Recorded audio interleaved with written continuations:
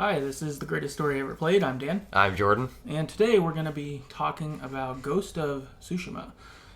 Before we get into the game, though, we have two quick things off top. The first one being is this is actually the first time we're podcasting in real life since March 2020. So this is pretty cool. Yeah.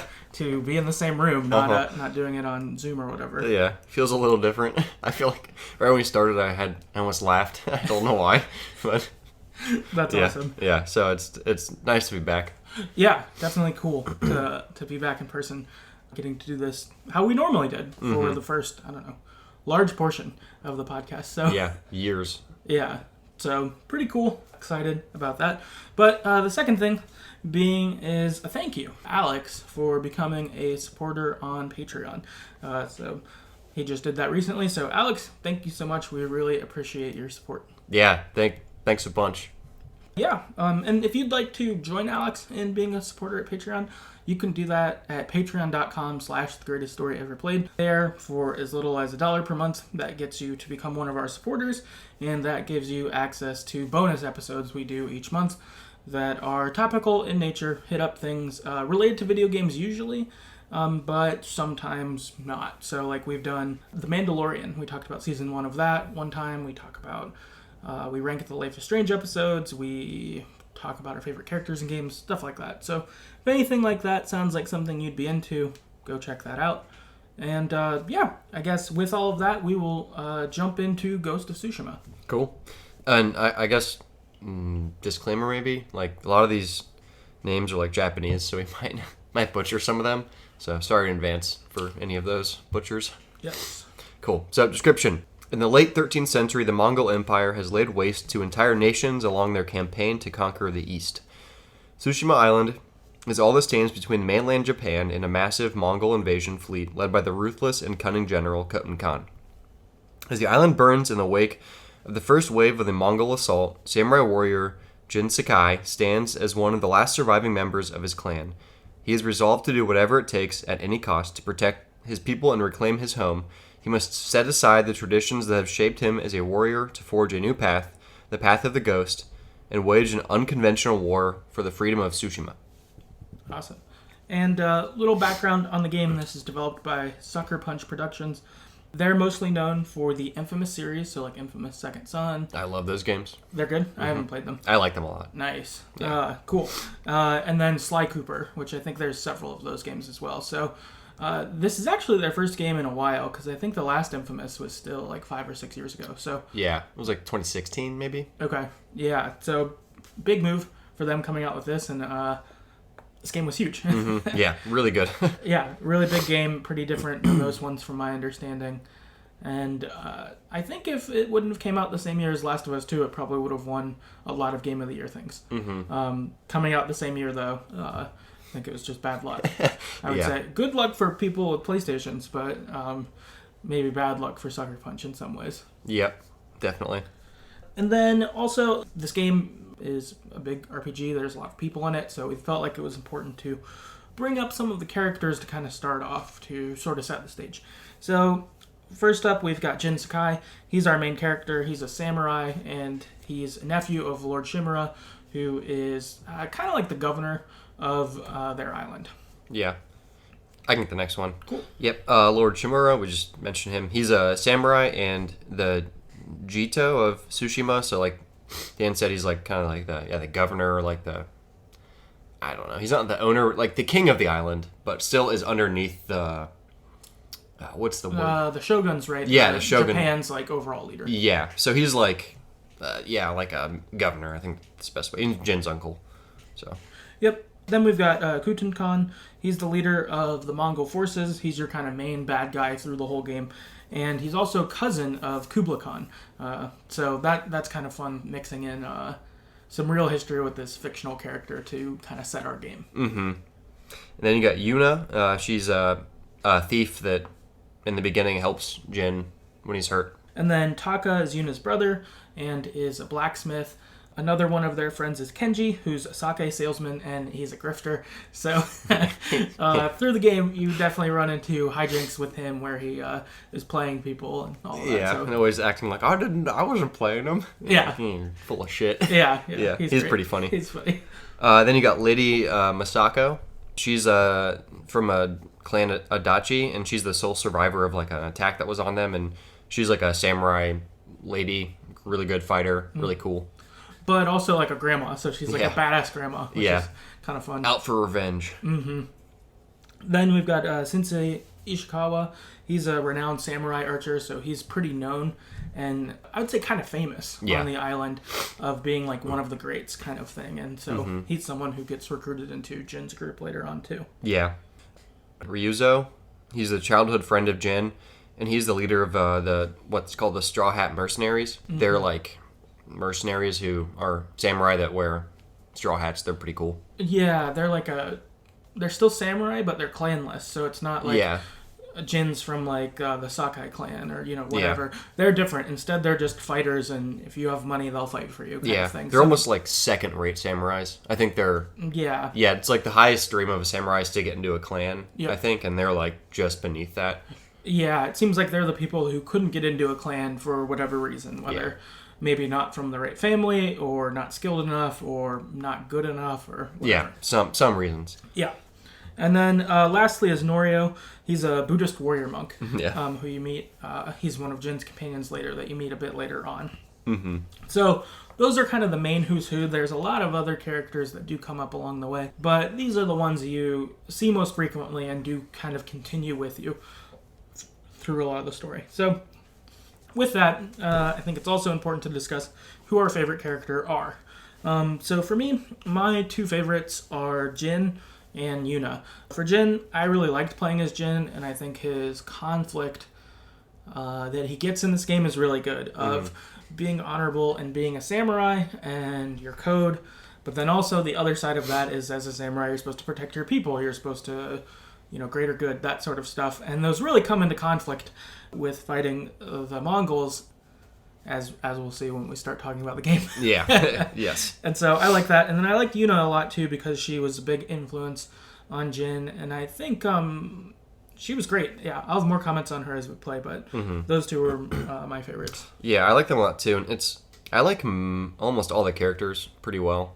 I think I like Jin. I think I only did one, but Jin would probably be my second favorite. I really like Taka. So he's Yuna's brother and the blacksmith. To me, he was like the most... I don't know. He was funny, he was genuine, and he was really helpful because he was blacksmith. He like made some cool stuff, as we'll talk about. But yeah, he was because a lot of people are on like either side of like samurai honor or like fuck that, be a thief and do whatever you need to do. He's kind of more in the middle, like I don't know, whatever. So I think I like that about him. Yeah, no, that's a good point. I do think he's probably a bit like Jin in that regard because like you said, most people are pretty hard either way. Yeah. We got some listener feedback about people's favorite characters as well. Rand on Twitter said, I've only played the first act and part of Act 2. So far I find Yuna and Rizo to be really compelling. Yeah, totally. Yeah.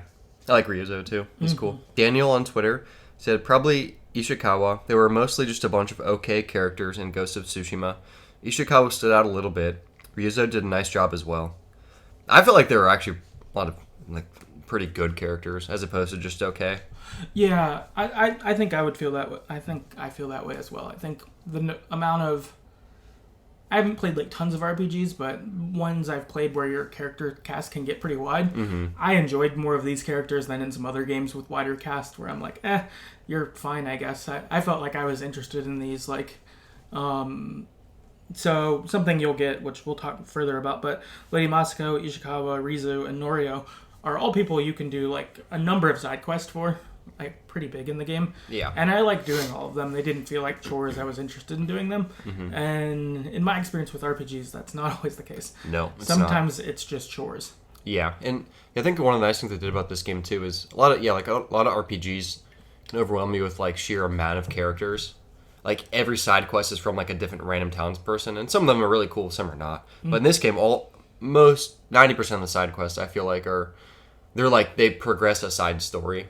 So, like, Ishikawa might have 8 side quest that kind of progress his own story. And then same with Lady Masako and Yuna and things like that. So I feel like you get more in depth with 4 of the 5, something like that, main characters. Yep. Because I think they did that really well. Yeah, I like that as well. Tom on Twitter said, I really like Jin as a character, and for the most part agreed with the decisions he made in the game. I thought Kutan Khan was a great villain too. Yeah. I thought both of those. I felt like Jin, I felt his struggle, but I agreed with how I was playing him. And for Kutan Khan, I thought he was a great bad guy. Yeah, he was. He was very good. David on Twitter said Yuna. Enigma on Reddit said Jin. Rugby on Reddit said Jin was my favorite character. After him, it was Rizu. I liked Ryuzo. I kind of forgot about him. It's been a while since I played, but he was good, conflicted character too.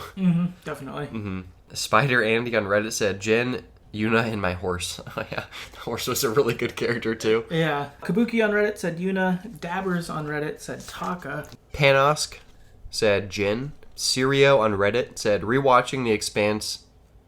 So Jules Pierre Mao is my favorite character, which is Ishikawa. I assume that's I don't know. I think that's the voice actor. Okay, I was gonna say, is that the voice actor? Yeah. And then maybe Kenji after that. Nice. Dragon on Reddit said my favorite character was Yuna. She bordered that line between supporting friend and bad influence most of the game. She changes us as much as the Mongol invasion. As for her personality, she has enough attitude to make her interesting and charming, but not so much that she's annoying or bland. Yeah. I think that's a good point, and she is a really big change for you, including being in. That's super well said. Yeah. Rowden on Reddit said favorite character is Ryuzo. His struggle was really interesting and well written to me. I agree with that. Yeah, that's good. So I think a lot of love. It seems like Rizu, Jin, Yuna, a couple of them. Some Ishikawa. Ishikawa seems to be several of the. Kenji got a shout out. Yeah, my guy. Cool. So those are our characters. And then last kind of, I don't know, pre-work, so to speak, is talking about weapons. So that's, of course, another big thing in this game is the weapons you can use. So your katana, which is your long blade, is your primary weapon. You also have a tanto, which is your short blade, which is mostly for like assassinating people. Yeah, I don't know what else you use it for. Yeah, I'm not sure either. I think it's mostly katana, I would say, except for when you sneak on people and get them. Then you've got a bow, which has regular arrows most of the game, and then a little while later you get flaming arrows. You've got some ghost weapons, so this is kunai, which are like little daggers that you toss. Like throwing knives, kind of. Yeah, and then a black powder bomb, you've got a sticky bomb, and then later in the game also you get a blowgun, which has poison darts that can kill people, and also like confusion darts, which will make people like ravenous and attack each other. Yeah. So, yeah, a number of options and ways, again, you could play this game. The way you play as Jin may be different than how I play as Jin, kind of thing, which is cool as well. So, what was your favorite weapon? I like the katana, man. I just like going up. I really, really like the just sword combat. Like having different stances for different enemies. We'll get more into that, I assume. But I liked my favorite thing. I like sneaking a little bit, but I'd rather just go in and like just fight people. Okay. I love being surrounded by a bunch of enemies and then killing them all. Okay. I felt like a dude from a movie. I just liked it a lot. Cool. Yeah. No, that's awesome. For me, I was big archery. I like the bow quite a lot. I use that a lot of the game. And then I like the sticky bombs too. Those were nice in situations where you'd have a crew surround you, and I'd just throw a sticky bomb at the biggest guy and it'd blow him up. And then I was like, okay, cool, that gives me some room.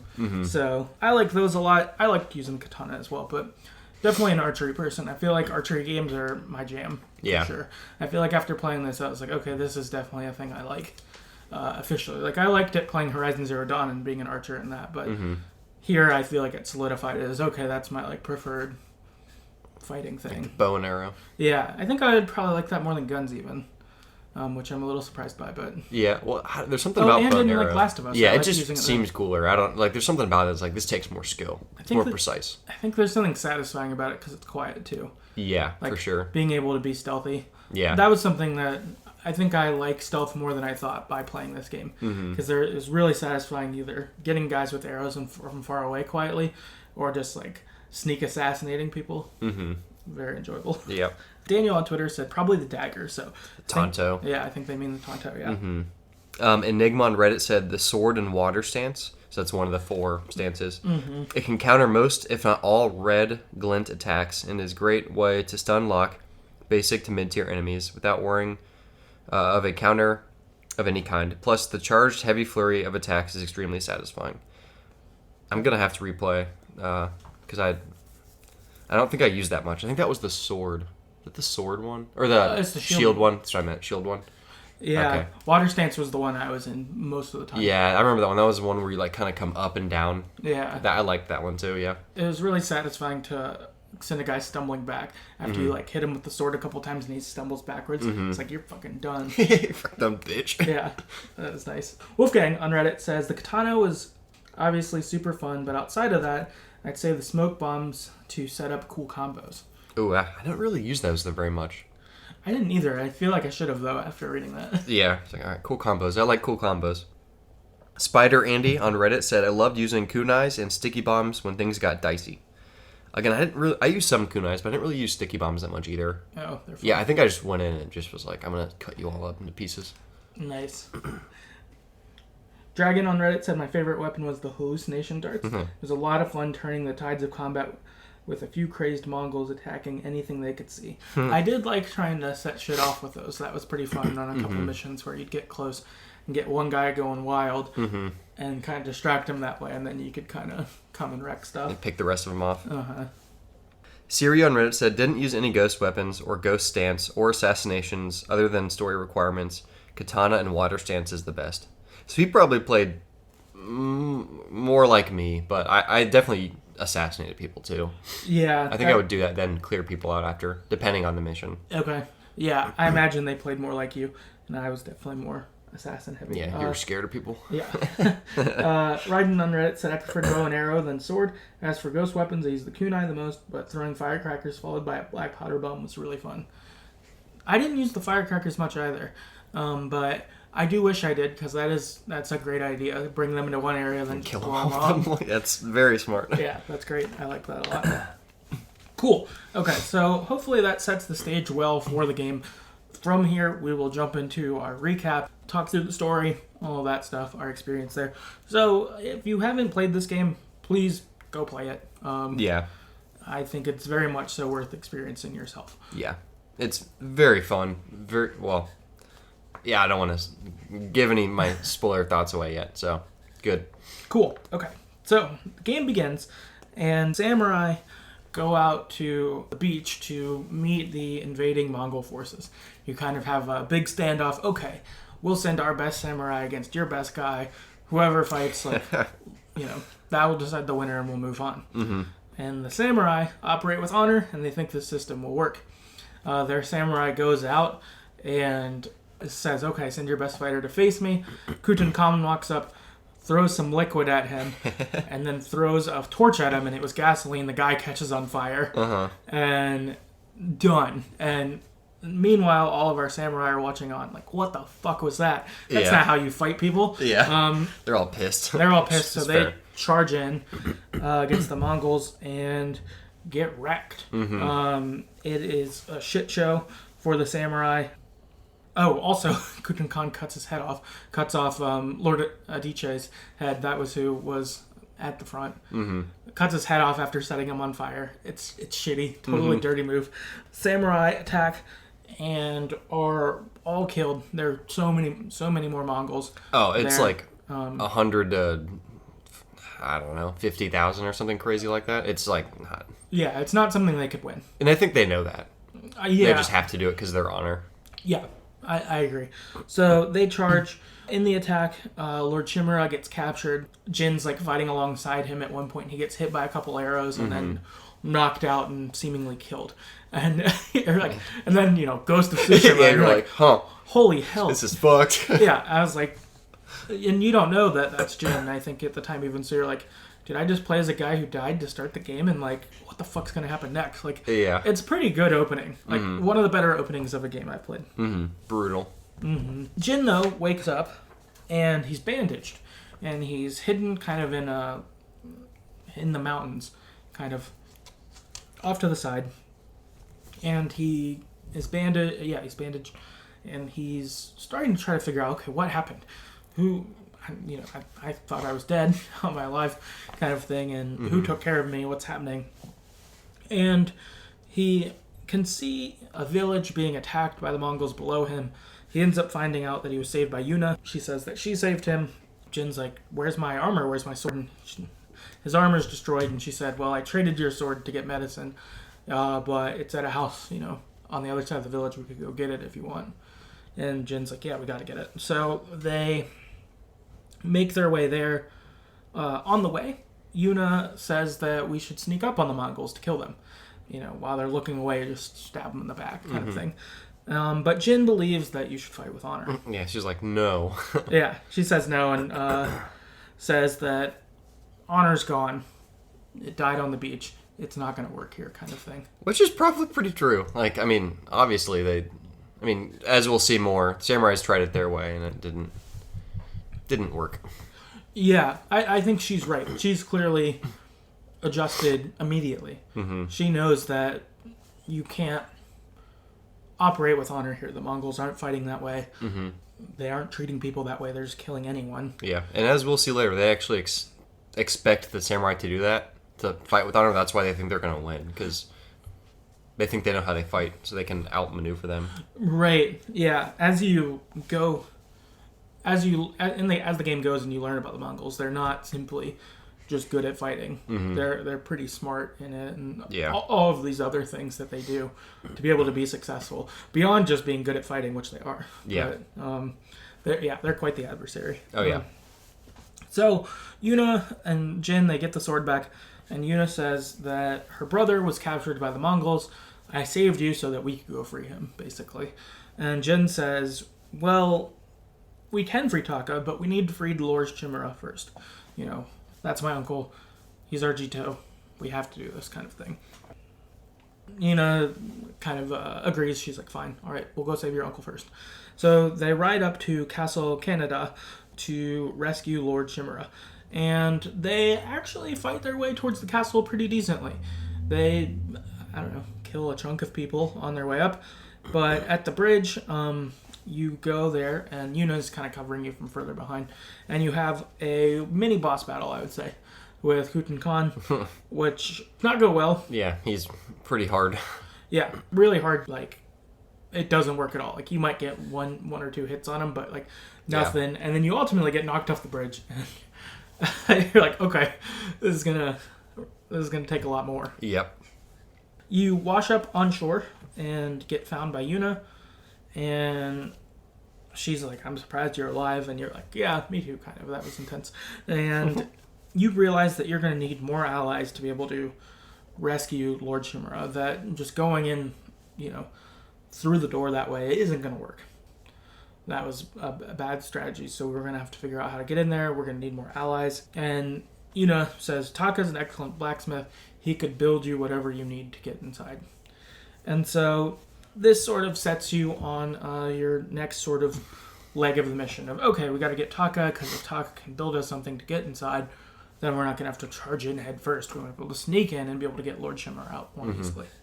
From here, Taka, Yuna tracks down where a camp is where Taka might be, and Yuna tells Jin that they need to stealth kill their way inside, killing guards, because if the guards are alerted, then they might kill the prisoners that are there. I think, not even might, they just do that. I think that's one of the first things you find out about, like, the Mongols, like, knowing the samurai, how they fight is, like, if we see samurai, I'm just going to kill the prisoners, so you shouldn't come in this town to rescue people. So you kind of have to sneak in. Mm-hmm. Don't really have a choice. So Jin kind of understands this problem. He's like, fine, you're right. I think this is wrong, but I'll do it, kind of thing. And he does. And they do manage to free the prisoners, but Taka is not among them. One of the prisoners, though, say that we did have a blacksmith with us, but he was taken to a different camp.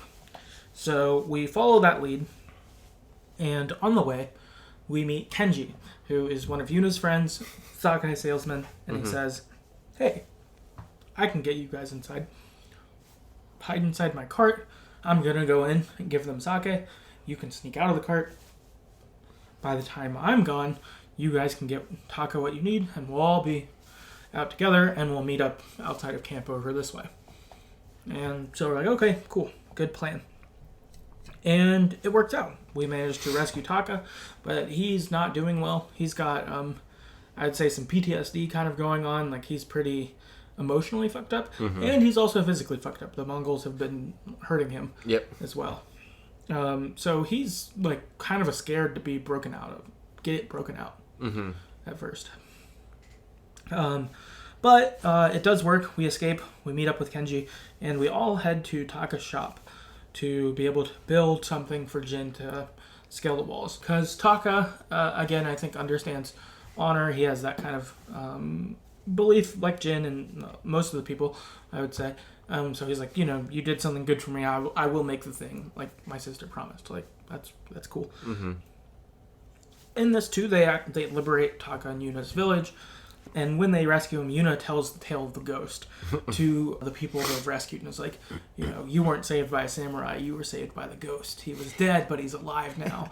And he's here to free you. He's here to help you free yourselves. Like that kind of stuff. And so this is where sort of this legend goes. Jin has just been doing what he thinks is right to be able to get his uncle back. Like, that's been his main kind of frame of things. And as we've discussed, as things have gone on, he's willing to do things that aren't honorable, like assassinate people, because of this greater goal. And so this legend of the ghost is kind of growing, and the people who are free are buying into it.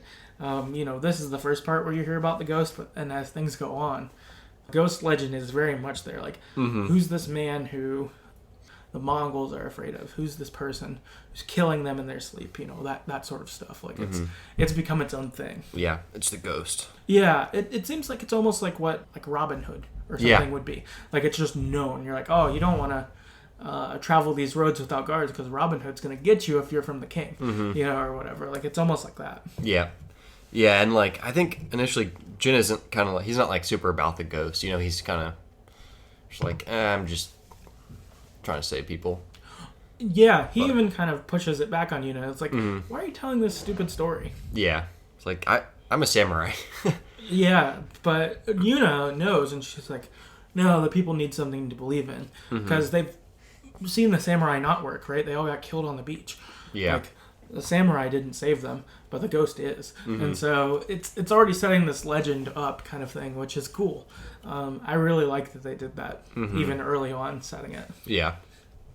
So the next kind of leg of the game is getting allies. So also, as we've mentioned a couple times, since this game's an RPG, you can really play a lot of this in whatever way you want. There are 3 acts in the game, so there are, of course, parts where, like, this is how it goes.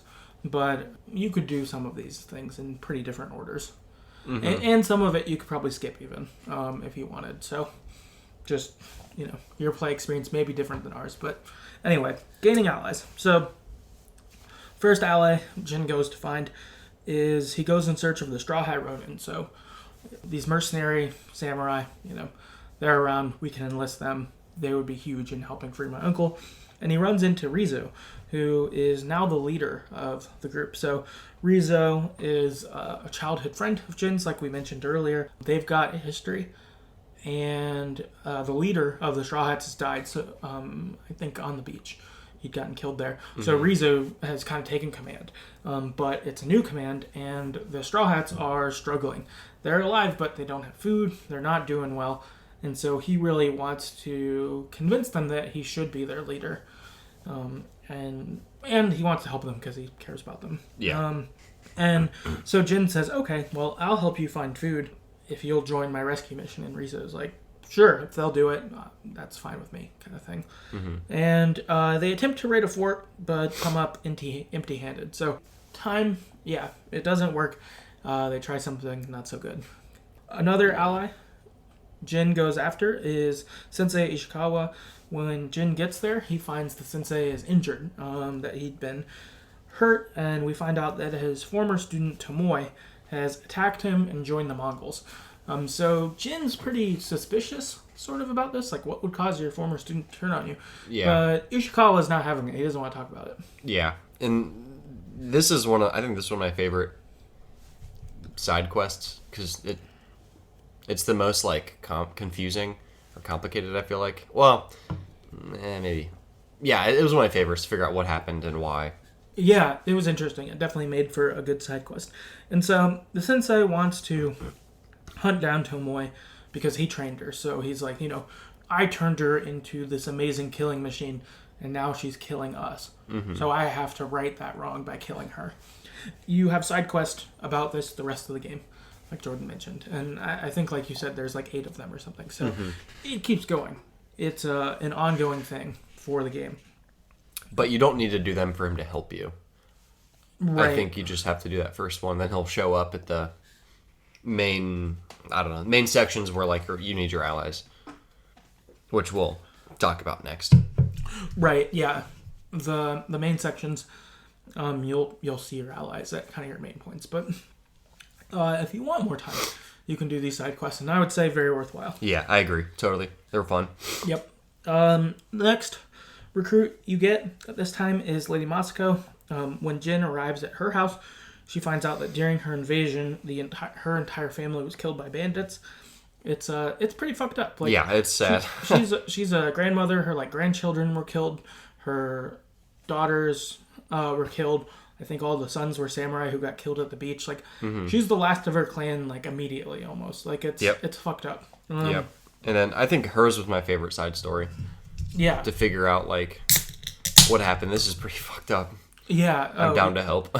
Yeah, definitely. It's bad. And as the game goes on, her thing starts with, I'm on a quest for revenge. And again, like the side quest go, this is through the game where it happens. And her side quest involves that people who were related to her clan betrayed her. So it was this person used to, this isn't the right example, but used to be the baker for our family. Yeah. And they betrayed us. And so she ends up getting a list of the betrayers and kind of goes after all of them. Yeah, and you kind of help her solve the riddle or the mystery and do some killing along the way. Yeah. It's pretty fun. Yeah, kill a lot of people. Yeah. It's good. They deserve it. Yep. Now that you've gathered your allies, Taka has completed the grappling hook also, and you find out that some of Rizo's soldiers have been captured. So this will give Jin a chance to use the hook to sneak in to rescue them, and maybe Rizo will join the cause, since after coming up short on food, the Straw Hats are sort of indifferent towards you. They're maybe, but what are you doing for us lately, kind of thing. Yeah. So you're okay, well, this works out. I have this new thing I need to use, which is basically kind of like a grappling hook, I would say, sort of. It's like a claw thing. Yeah. It's a grappling hook, for all intents and purposes, yeah. Yeah, and then you kind of climb it and can, sneak in unknown. Mm-hmm. So, you get to try this out. You end up rescuing Rizo's people. You kill everyone at the fort. It's good. And Rizo says, thanks for rescuing my men. We'll be there to free Lord Shimura. And so Jin at this point is feeling pretty good. He said, I've got Yuno. I've got Lady Masako. I've got Ishikawa. I've got the Straw Hats coming. We could maybe do this. And I've got this dope grappling hook. Yeah, pretty sold. Yeah, we could do this. And so they head off to rescue Lord Shimura. And they wait at their appointed time, and Rizo no-shows. And Jin's like, fuck. That hurts because, their numbers went way down losing the Straw Hats. Yeah, they were majority of their numbers. Right, yeah. Now instead it's 5 people doing this assault. But their 5 people they do have are super talented. And they do have a way to scale the castle without having to charge it head on. So Jin sneaks into the castle with the grappling hook. He's going to open the gate for the rest of the allies and they'll attack together. And during the sneaking, he finds out that Rizo has joined the clan. And betrayal. Yeah, betrayal. His childhood friend has abandoned him to join super bad guy that's killing everyone. Yeah, because he'll apparently give the Straw Hats food. So that sucks. And you duel Rizo. And this really introduces sort of the boss battle mechanic, right? Yep. Because with the Khan, it doesn't quite even happen, right? Earlier. No, I don't think so. And if it does, it's not... Yeah, no, it's not even a real duel. This is like the first real duel. I think so. Or there might be like a side questy duel you can do before this. But this is the first main... You're like forced to duel. Right. Like the one-on-one. It's like a boss battle. Yeah, it's a boss battle. It feels like it. So within like a boss battle like this, it changes your camera view. It almost looks more like a fighting game. Like this isn't exactly right, but it's like it almost looks like Mortal Kombat to me or something like that. Yeah, like it's not side scrolly like that. Yeah, but it's you're locked on to the one person. Yeah, and you're nothing else around you happens, and you can't use anything but your sword here. Yeah. So in a free for all battle, I might sticky bomb someone and play cheap. Mm-hmm. You can't do that here. Yeah. You have to win sword battles. You have to be pretty good at dueling with your sword, like Samurai Showdown. Yeah. I loved these when I played. Yeah. I was pretty good at them. So I loved anything that made me feel like a real samurai. I was like, sweet. No, yeah. This. They were cool. And similar, I think, to like Jedi Fallen Order in some manners where you have to like parry, you have to dodge, you have to roll away, like all that kind of shit. You can't just attack your way through it. Just attack. You can't hit square or whatever light attack is over and over and over again. They'll murder you. Right. You. And through the game too, each boss battle you have like this has people with different sort of stances, things like that. So in the game you kind of learn different samurai stances through the game, and each one are effective against different ones. So one's effective against people with shields, one's effective against regular swordsmen. That's the one you start with. One's, I think, effective against spears. And then you got the ones that's effective against like the big brutes. Yeah, like the heavies. The giant guys. Yeah. And so each have their sort of advantages, and you fight people along those ways when you have sort of these boss battles through it. But Rizzo, you duel him, you win, and you injure him, but Jin decides to let him go. But prior to this, Jin says, Rizzo, you're my childhood friend. We were best friends. Like, change your mind. Like, I'm not going to hold this against you. Leave the Khan, join us. And Rizzo runs off and returns to the Khan. Old bitch. Yeah, so you're like, fuck, man. Yeah. That sucked. I was super disappointed by this because the one or two side quests before this with him, I was like, I like you a lot. Yeah. Now he sucks. Yeah, I was like, dang it, you suck. Yeah. And because he ran off after this moment, I'm like, I can't trust you now. Like, even if you said you changed your mind, I couldn't believe you. Yeah. Like, after this, definitely not. Yeah, sorry, you're a baddie. Baddie. You a bad bitch. Yeah, exactly. So Jin and his allies, after this fight, though, Jin does open the gate, and they fight their way through the castle, and they rescue Lord Shimura. As they overtake the castle, this is huge, big victory. Unfortunately, Rizzo and Kutan Khan had left during the attack on the castle, and they advanced north. So this sort of sets the new stage for our game. I think this is where Act 1 ends and Act 2 begins. And we find out that Kutan Khan has taken Castle Shimura over. So, again, really shitting on his honor. Yep. Before this, too, you got a couple scenes where Kutan Khan would be like, Lord Shimura, just bow to me and all these people don't have to die. And Lord Shimura is like, no, I won't do that. Yeah. So Kutan Khan is like, all right, well, maybe this will bend Lord Shimura. And also, this castle is one of the best defensive positions on the island. So, kind of two advantages. This is going to be hard for you to take me down. Also, it shames you. So, to retake the castle, Lord Shimura and Jin come up with a plan. We've got 3 things we've got to do. One is you got to find a smuggler named Goro who can notify the Shogun. Yeah. He's someone that Lord Shimura knows from back in the day. Yeah. Owes him a favor. Yeah, not a good guy. Well, he doesn't seem like a terrible person, but he's like has no honor because he's a smuggler. But right. Yeah, so there's like a blockade around Tsushima because the Mongols are there, so this guy can sneak through it somehow. Yep. Yeah, that's sort of their hope there. Also, they need to get Jin's father's armor. So Jin's father was a samurai, but got killed when Jin was like a teenager. Yeah, maybe you like, a little younger. I think you see a flashback where he like dies in front of Jin. He's like, "Help me," and Jin's like too afraid to do anything. Yep. So it's like much shame on Jin. yeah, big deal there. Yep. Also, I didn't actually put this in the game, but through the game, there are lots of flashbacks of Lord Shimura and young Jin training, learning kind of the ways of the samurai, attitude stuff. Because Jin, as a young person, was like really angry, and so he would attack and would be someone who would just press square, kind of thing. Like that was sort of what he was. Yeah. And so being a samurai, Lord Shimura like taught him discipline and all of those things. And so there's a lot of flashbacks of those times. I didn't write them down in here, but their relationship is close, and I think Lord Shimura did make Jin become like the man he is in a lot of ways, of like training him in the ways of the samurai, believing in him, acting as a father figure for really most of his life. Yep. Because I don't think Shimura had any other sons either. So I think, that was a big deal back in feudal Japan. Like your son would carry on your name and take over your household, whatever. So I think Shimura kind of viewed Jin as that, but not necessarily that, but pretty close to that. Yeah, pretty close. So their relationship is close, and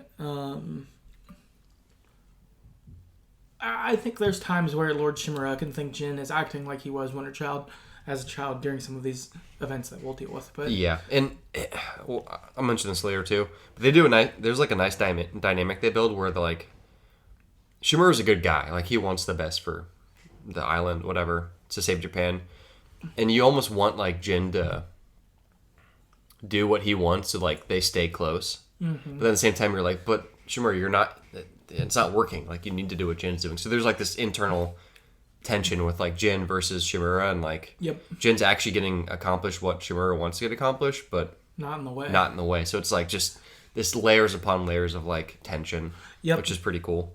Yeah, totally. That's super true. And the last thing that they need to do is help recruit the warriors of Clan Yarikawa.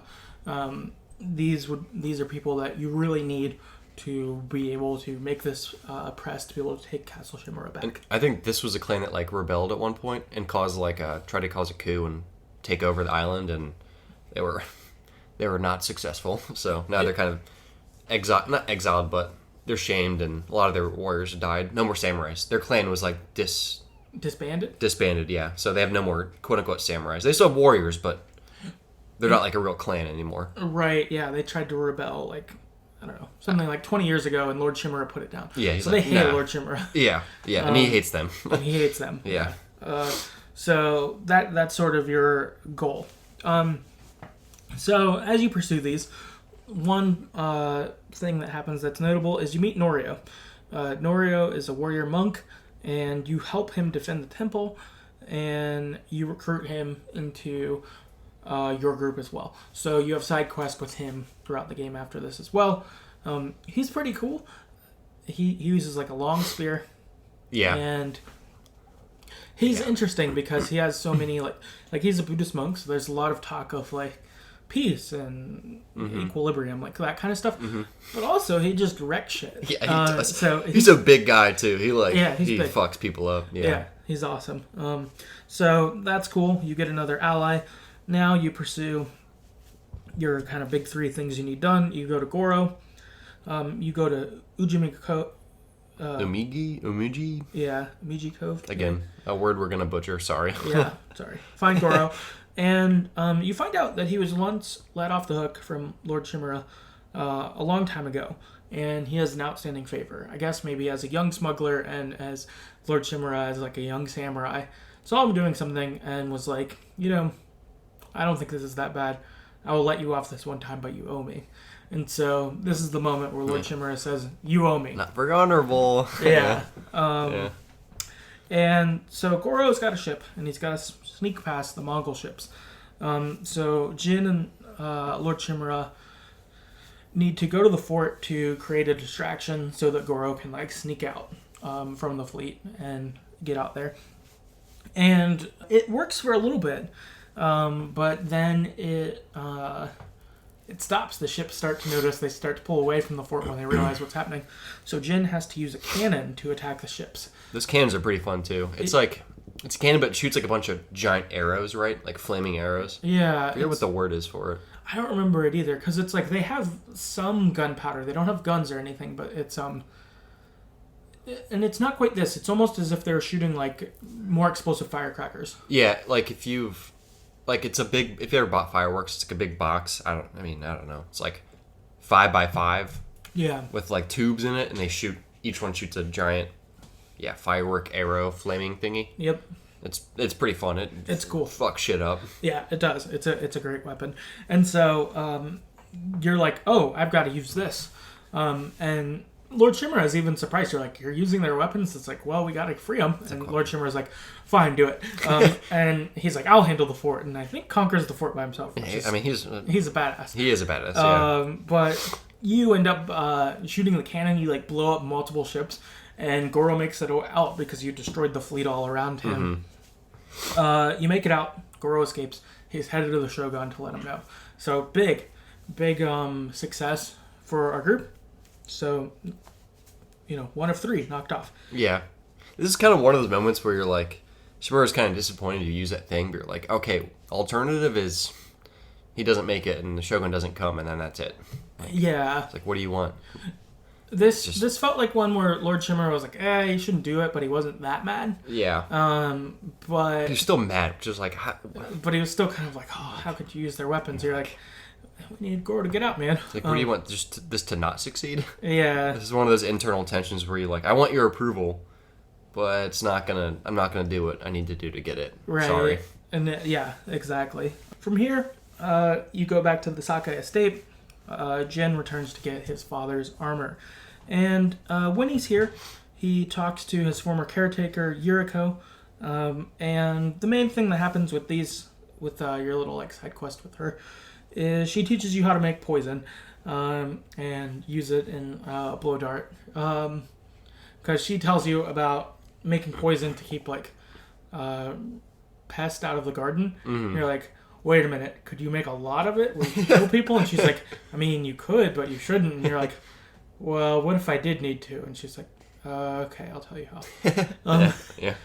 And you kill a couple Mongols in that adventure, and you figure out, oh, this works, and you can either make them hallucinate and fight each other, or just kill them. Straight up murder them. Yeah. Intense. Both are good. Yeah. And so you're like, all right, cool, this will probably be helpful. Then, lastly, Yarikawa, this, I would say, is the most in-depth of these 3 missions, which is Jin and Yuna head there to convince them to join Lord Shimura. And we find out that Yuna and Taka had grown up in this city, but had left. Their mother was abusive, like broke Taka's arm when he was like 5 or something, and like abusive and drunk. Yeah, bad. Yeah. And so when they were children, they ran away, and Yuna has always been protective of her brother. We saw this before this quite a few times, but then when you get this kind of more information, you're like a good person and ever tried to do you do a lot of bad shit, but you've really tried to like protect Taka, and that's been your like number 1 priority for your whole life. Yeah, it's kind of like the bad shit's stealing and shit, but it's to feed her tiny baby brother and herself as kids. Like, right. Not the worst, you know. No, yeah, totally. It's kind of like, okay, there's no honor in that, but there's also honor in your saving your family. Yeah. So it's kind of, it's like this whole game brings into question what is honor, and like it hits you with different things. Like, yeah. Anyway, I'll talk more about that later. No, yeah. But the city is presently surrounded by Mongols, so you can't just like walk in the doors. However, Yuna does know a secret way from their childhood. So as kids, they used to sneak out of the city all the time to go and like play and explore and stuff. And so she's like, well, if this is still here, it will work. It does. And when they get inside, there's a lot of bad blood, as we'd mentioned before. Lord Shimura put down a rebellion here. Mm-hmm. So when you're like, hey, do you want to help Lord Shimura's army retake his castle? They're like, nah, fuck that guy. Yeah. We hate him. Yeah. I don't know if you knew that. And we're like, yeah, I know. I thought you hated him too. Yeah. But, I had to ask. Yarika doesn't want to join, but some of their best archers are missing.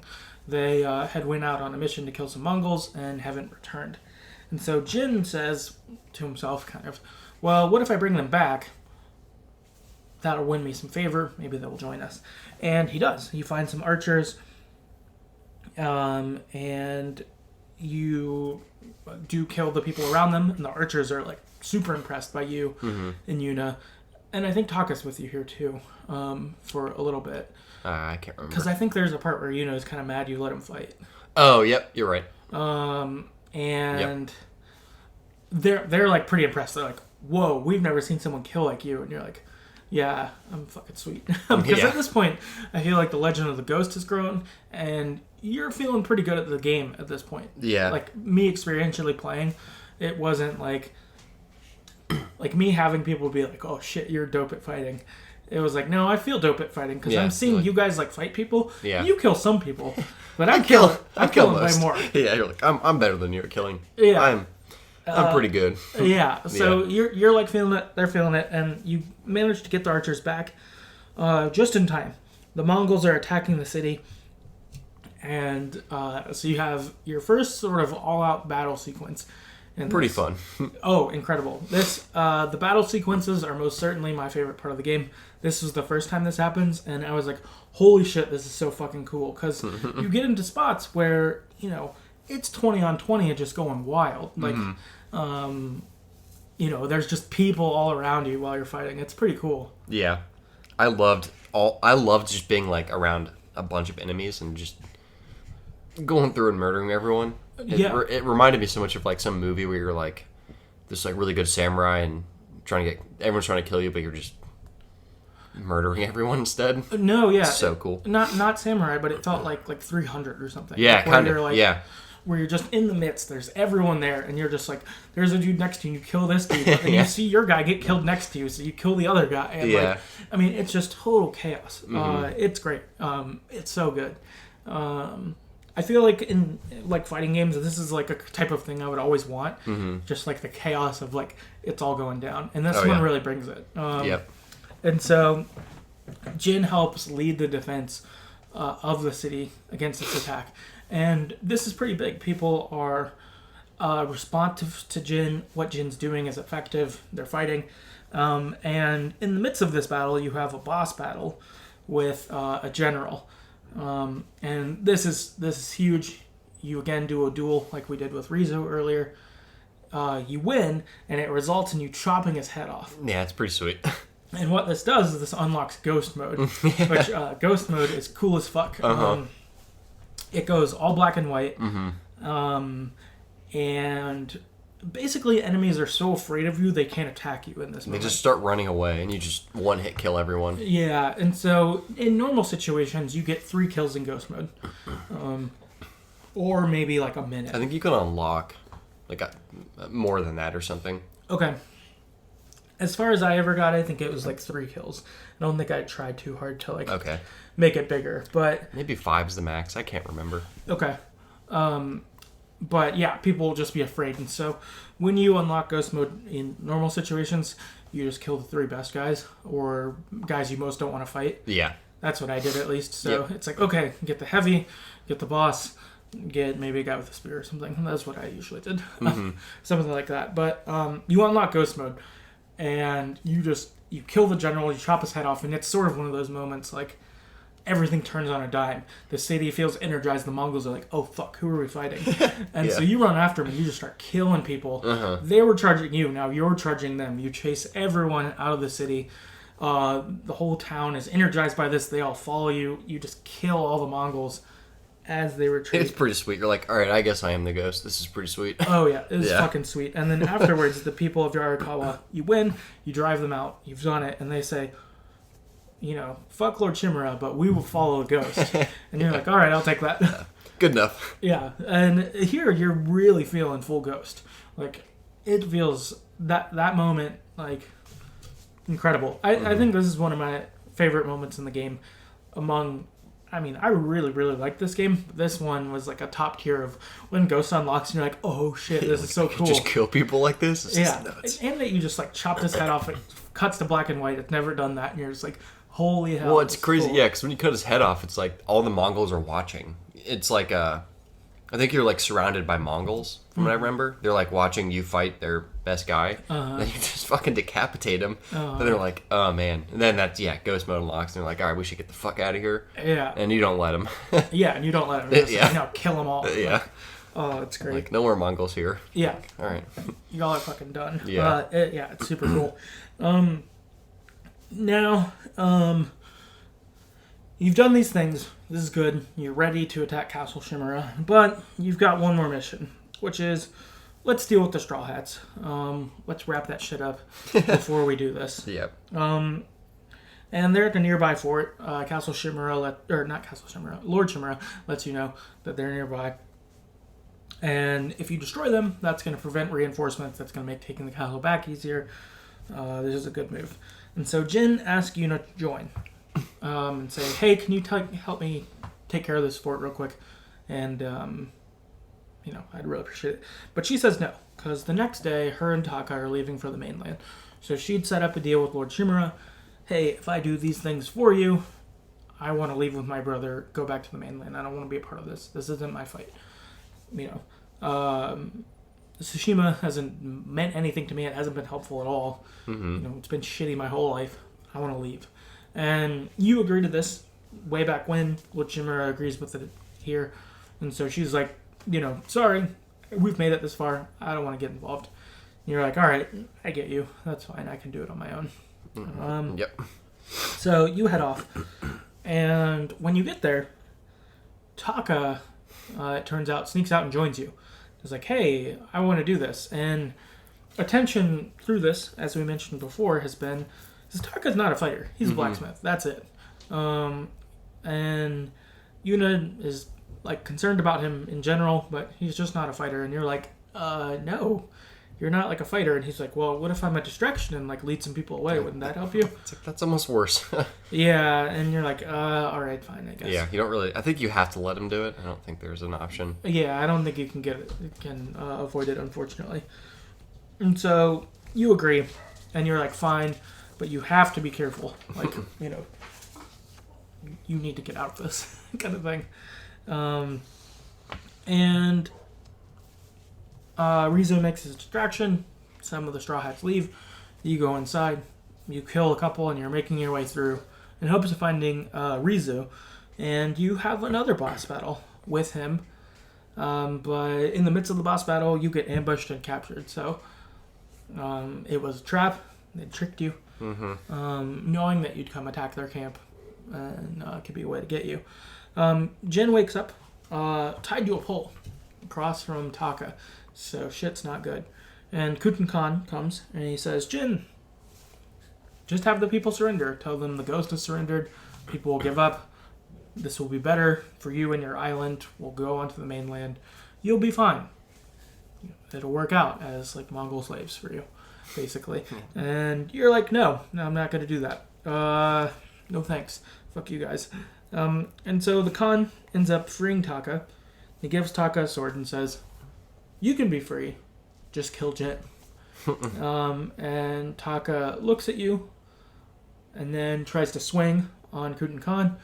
Kutan Khan, of course, expects this. It does not work. Yep. And he kills Taka. Yeah, this sucked. Yeah, I didn't like Taka was awesome. Yeah, Taka was cool. This sucks. This is really shitty. Jin is fucked up by it, for sure. And I think it's knocked out. I think Kutan Khan knocks him out and then leaves. Yeah. And later, Jin wakes up and he manages to escape. He's like, breaks his bindings and runs into Yuna. Because Yuna had come there because she'd realized her brother's missing. Her brother just wanted to be like the ghost. Yep. And she finds him dead.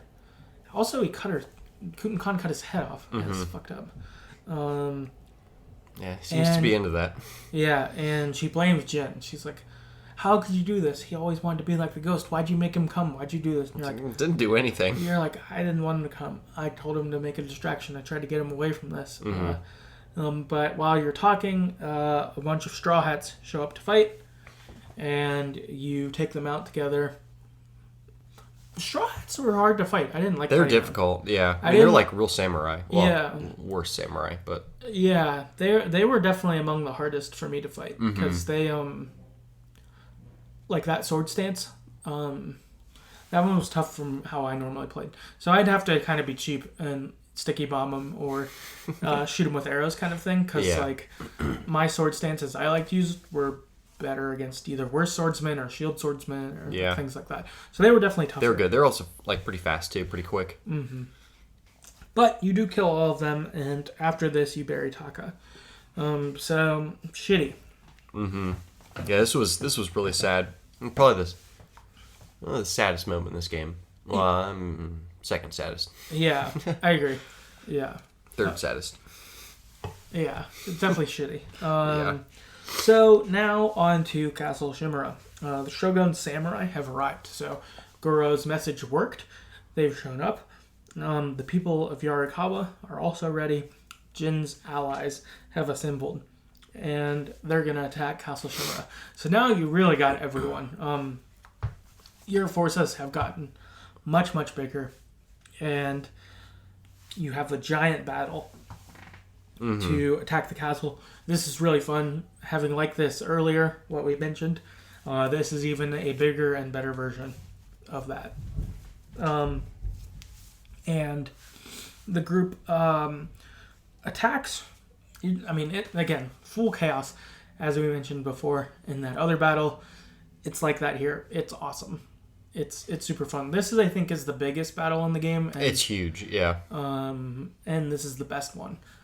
This might be the best like action part of the game, I would say. There might be other parts of the game that are better, but this moment is pretty great because you have all of these people rushing in, all the Mongols there, total chaos, all of that stuff. It's sweet. And you make it to the bridge, and as some of the samurai are trying to cross the bridge, the Mongols explode it with powder, blow the bridge up, the people fall down and die. And so now you have to plan, how are we going to get across the bridge to do this? And Lord Shimura wants to launch a frontal attack that's going to cost a lot of lives. His thought is we can kind of rebuild the bridge as we attack from the front, and it will work. And so, this plan is ridiculous. It's terrible, yeah. Because, you're going to get killed as you build the bridge. Once you build the bridge, you're going to have to make it through, a lot of people are going to die doing this. But he doesn't really care that much. No, I think he's just it's the thing we have to do. But Honorable, yeah. It's honorable. But Jin says, well, I have a different idea. I learned about poison. What if we just poisoned all of them?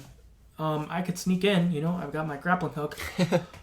I'm the ghost, dude. Yeah, I'm the ghost. And, Lord Shimura is like, no, that ghost shit's bad. Don't do that. That's wrong.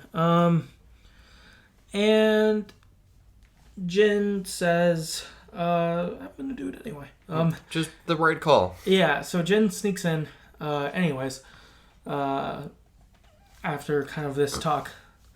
And he poisons the Mongols. And it's pretty fucked up, actually. As you do it, you sneak in, you poison all the things they eat, and you just see everyone collapse over dying. It's pretty brutal. Yeah, I didn't feel that bad for them, but Oh, I don't feel bad for them, but it was brutal. And what comes next is not good. Yeah. So yes. he does this, and he has a boss battle with Rizu.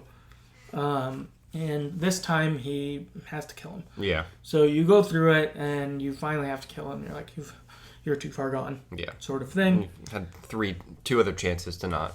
Right. Yeah. And unfortunately, again, Khan has moved north. Again. Classic, yeah. Yeah, before you had snuck in, he'd moved north to keep his advance going, but he'd left Rizu behind in case you showed up, kind of thing. And after lacking honor, Lord Shimura tells you to blame the ghost on Yuna and say, you're not the ghost. Yuna's been the ghost the whole time. Mm-hmm. This is her idea to do the poisoning. She's bad. Blame it on her. But Jin says, no, it's me. I'm the ghost. I saved us. I poisoned them. I got the castle back. It was me. Yep. And he gets arrested by Lord Shimura. It's kind of like one of the things you're like, man, I just saved like, I don't know, 1,000 some lives. Right. But, no honor in that, I guess. So but again, I really wanted his approval. Yeah. But didn't like the methods, so. Yeah, no, he's pissed. And Yeah. at this point, too, I actually thought that, so Jin here says, go north, go here, keep following the Khan, kind of thing, and sends you off. He's still quarterbacking their mission, because his allies are loyal to him still. Yarikawa would still follow Jin. Sensei Ishikawa, Late Masako, those are Jin's people. They're not simply following Lord Shimura. They follow you, who is following Lord Shimura. And so you say, go north, get this going. And I thought at this point that they might kill Jin off. It felt very like The Last of Us. Yeah. If you played the first game, where there's a moment where you think it's over. Yep. I was like, are they just going to kill Jin right here and you play as the rest of the game? Which I would have been kind of about. That would have been a move. I like Jin. I wouldn't want him to die, but I thought that might have been happening here. And Jin's just too badass to be killed. yeah, I guess so. But yeah, I thought for a minute that might be what would be happening, and I was like, I'm into it. I would be pretty psyched about it, to keep playing that way. Mm-hmm. But it's not what happens. Instead, you have Jin in prison. And with the help of Kenji, you escape. So Kenji pulls his standard grifting moves. He brings a bunch of sake out front and is like, hey, samurai, there's sake for samurai that's free. So the samurai are like, okay, cool. And he makes it to the jail cell and he sees the guard and he's like, hey, did you hear about the free sake for samurai? And that guy's like, okay, cool. I'll go check this out. Sounds great. Sounds great, yeah. He fucks off for 5 minutes and Kenji's like, I have them distracted. You can escape Lord Sakai, and he escapes you. He lets you out, and you escape. You end up riding north, and to find Yuna. And on the way, you find a bunch of villages that have been destroyed. And the Mongols learned how to reverse engineer Jin's poison, and are killing everyone. It's fucked up. Yeah. And Jin really has a moment of, is what I was doing worth it? It got me thrown in jail. Now they're using poison. This is fucked up. Yeah. Poison was cool when it was a me weapon, but yeah, now it's a we weapon. Yeah. Yeah, this is kind of shitty. Maybe I made this situation worse. Mm-hmm. Maybe I shouldn't have done that. But yeah, he might have. It's hard. It's kind of. This is one of the first times to give you a real reason why it's not good to be the ghost. Yeah. This is the first real one. Or I guess Taka dying. That wasn't necessarily his fault. That was Taka's fault. I think it was Taka's fault, but it was inspired by the ghost. That's fair. He wasn't he wasn't exactly inspired by the Jin. The Jin. The Jin. Yeah. Jin himself. Yes. It was he felt empowered by the ghost from their stand before, and even she talks about him like he's a child, but he always wants to be like the ghost. Yeah. That kind of thing. Yeah. When Okay. she's pissed at you. Second reason. Yeah. Sure. This is the second one. But they've mounted in a short span, too, where you're like, man, maybe this is fucked up. And, I don't even know if it makes you guess if you should be honorable, but, should I do anything almost? Yeah. Can I help? Or will I only make things worse? That sort of feel. Yeah. And you do end up finding Yuna, and you team up with some hunters that Yuna knows to take over a fort. These were people that I guess Yuna had ran with sometime in her childhood that she knew, and you work together, you take over a fort, and you're trying to come up with a plan of, okay, we need to just kill the Khan. That if we kill the Khan, the Mongols will probably scatter. It'll be easy to kind of win our island back from there. And Jin and Yuna find that the Khan's at a port, and that a big storm is coming, and that's going to be perfect cover for an attack on the Khan, because he won't be able to get on his boats to go to mainland Japan. He's going to be stuck here, and I don't know, it'll be noisy, there'll be more cover, all that stuff. Mm-hmm. So, and they won't be able to flee. So now you've got to gather your allies for your kind of final attack to do this. Now, before we actually go into this final attack, which is really the last part of the game, is I wanted to talk a little bit about the side quest. Those are important. They, of course, kind of come throughout the game leading up to this, but really they're all done by this moment. So I wanted to highlight them for a little bit because they are a pretty interesting part of the game. So Sensei Ishikawa's side quests are you're hunting Tomoe across the island. Eventually, there's a point where Jin meets her by accident. Mm-hmm. And she's not what he expected, and he's also not the ghost that she expected. She comments on that of like, oh, I didn't think the ghost would be like you. And then he's like, oh, you're Tomoe. I didn't think you would be like this either.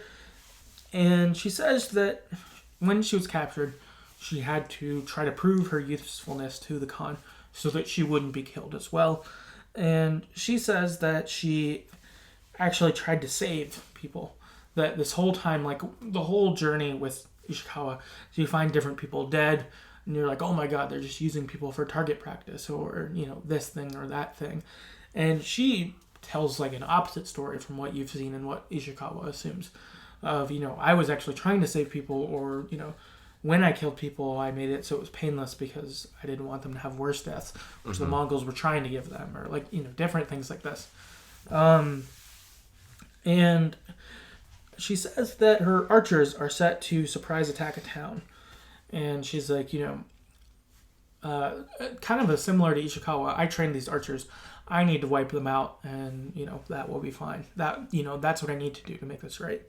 And so the three of you agree, and you hunt down and destroy her archers. But as you do this, Tomoe runs away to escape on a boat at the port where we met Goro. And she kind of uses this as an opportunity that, like, we'll kill all the archers, but she'll be on the opposite side of us. She'll have a head start and run away. Yep. And pretty smart. Yeah, smart by her. And it does work. We do kill the archers. Tomoe makes it off, and we chase her through the city, but she makes it onto a boat and is escaping. And we see her in the distance on a boat, but on the ground, her bow, and there's a note saying that she's giving up this life. She's trying to have things be better, basically. And so you stop Ishikawa from trying to shoot her on the boat. You're like, she's gone. Let's let this be. And he's down with that. I think this is over. And he's like, okay, I think this is over too. Yeah. So that's Ishikawa. Next up, Lady Masako. So I felt like this was very Kill Bill style in it. So, you know, in the Kill Bill movies, she has a list of all the people that wrong. The bride has the list of all the people that wrongs her, and goes by and hunts them down one by one. Across those movies, it's fun. This is quite similar. Yes. She hunts down everyone and kills them who's betrayed Clan Adiche. And the deeper you go, you ultimately find out that her sister was behind the attack. Her sister was super bitter and hated you because I guess in your childhood, someone tried to like raid your family, and you were the one who defended your family as like a child. And that won you a lot of esteem, and you got to marry like Adiche. Even though you were the younger sister, and she got shipped off to marry this dude who lived over this way, who was a piece of shit. Yeah, he was. And you like set her up with him, and I don't think you knew he was shitty. I think you were trying to like preserve her honor by getting her married to someone who was still like a respected name and stuff. Unfortunately, it turned out really shitty, and her life was really bad. And he was abusive and all sorts of bad stuff, for sure. And you confront her for it, and she's just super bitter and basically blames everything that's happened in her life on you. Yep. And so, like, of course she had to do something like this to get back at you because it's not fair. Which is fucked up. And you get into a spot where, like, she wants you to kill her and you won't. And the sister ultimately kills herself in front of you, and you kind of head off, and Lady Masako buries her, and Jin's with her, and she's just like, you know, killing all these people didn't bring me what I hoped it would, kind of thing. Yeah. So, yeah, bit of a bummer. And then, lastly, Norio. He's the last surviving warrior monk. So, apparently, Norio's clan of monks were a bunch of warriors like him. And he lives in the shadow of his famous brother. His brother, at his, I don't know, in his childhood or younger years also, like, defended a temple in a renowned way. And so everyone, like, he's famous among the monks. He's like, this guy, the warrior monk. Oh my God, you're his brother. Like, it's kind of that vibe. And so Norio always feels like, well, my brother would have done this, blah, blah, blah. And he thinks his brother was killed by the Mongols. You actually end up finding his brother basically dead. Does he end up dying? Yeah, he does die. He was like dismembered. Like, he didn't have arms and legs. That's pretty bad. And him and Norio get to talk briefly, and then he dies. He held on for that, basically. But at this point, Norio becomes revenge-focused. And it's kind of bad. But then afterwards, kind of their final mission, him and Jin are defending the temple, and there's a part where Jin is like, dude, you need to help me protect these monks. These are the people. This is the temple. But Norio's like, no, what about these statues? They've been here for hundreds of years or thousands of years. Yeah. Like, we can't abandon those. And so there's a brief moment where Jin's like, well, I'm going to do the right thing and protect people. You do whatever you want. So Norio's protecting the statue. You're off protecting people. And then partway through the battle, Norio comes to you. And you together kill all the people. And in that time, the statue was destroyed as Norio had feared. But Norio kind of has this realization of, like, I'm protector of the temple is the people, sort of thing. So he has quite a journey, I would say, Norio, in sort of his thing, because he goes from, like, I want to honor my brother, I want to get revenge for my brother, I want to be the protector of the temple. What does that mean? Sort of thing. So that's his story. All right, those are our side quests. Jumping back to the main story, final attack. So this is big. And before the final attack, Jin sneaks into Castle Shimura and leaves a note for his uncle of the attack planned on the Khan. And Jin's hoping that Lord Shimura will come, but isn't really sure it will happen or not. He's like, I don't know. Does he want to do what the ghost idea, even if it's the right idea, basically.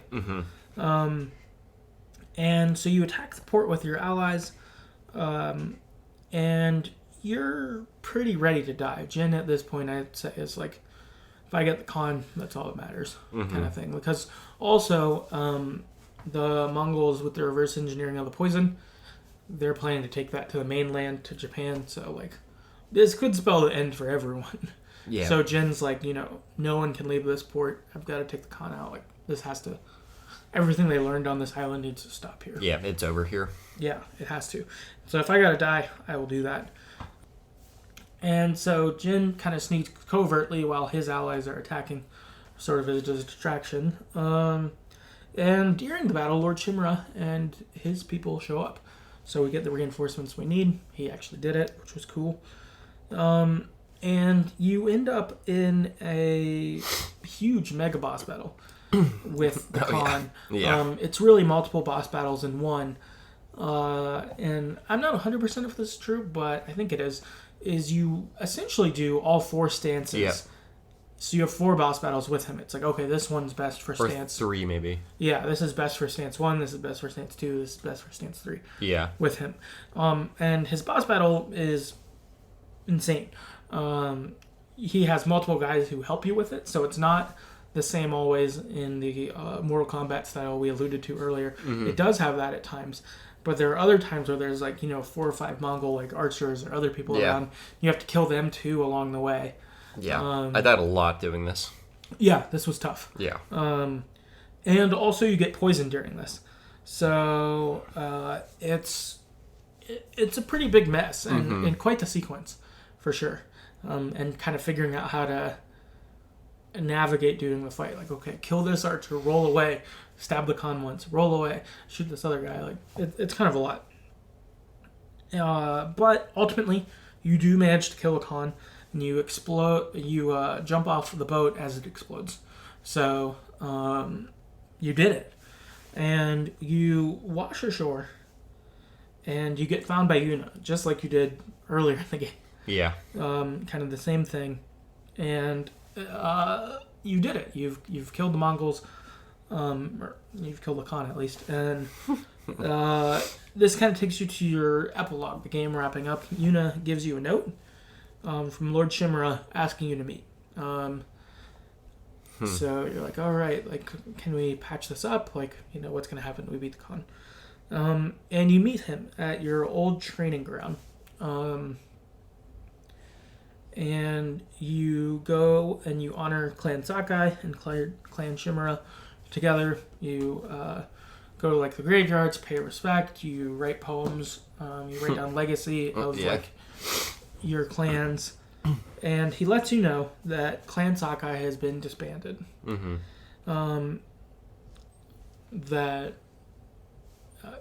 Actually, earlier in this game, I wish we would have said this, but earlier in the game, he says he wants to adopt you as his son before you poison everyone. Yeah, which was a pretty big deal. Yeah, it was a big deal, and you're like, I appreciate that, but, like, this is the right thing. And so he was, he went from wanting to adopt you as his son, and, like, you'd be the continuing of the Shimura clan, to you're the ghost and you're an outlaw kind of thing. And now your clan's disbanded because of what you've done. Yeah. Big deal. Pretty big swing. Yeah, big swing by the end of the game. And you realize while you're talking to him that the Shogun has sent him here to take you out. That, Clan Sakai's been disbanded. He's going to kill you.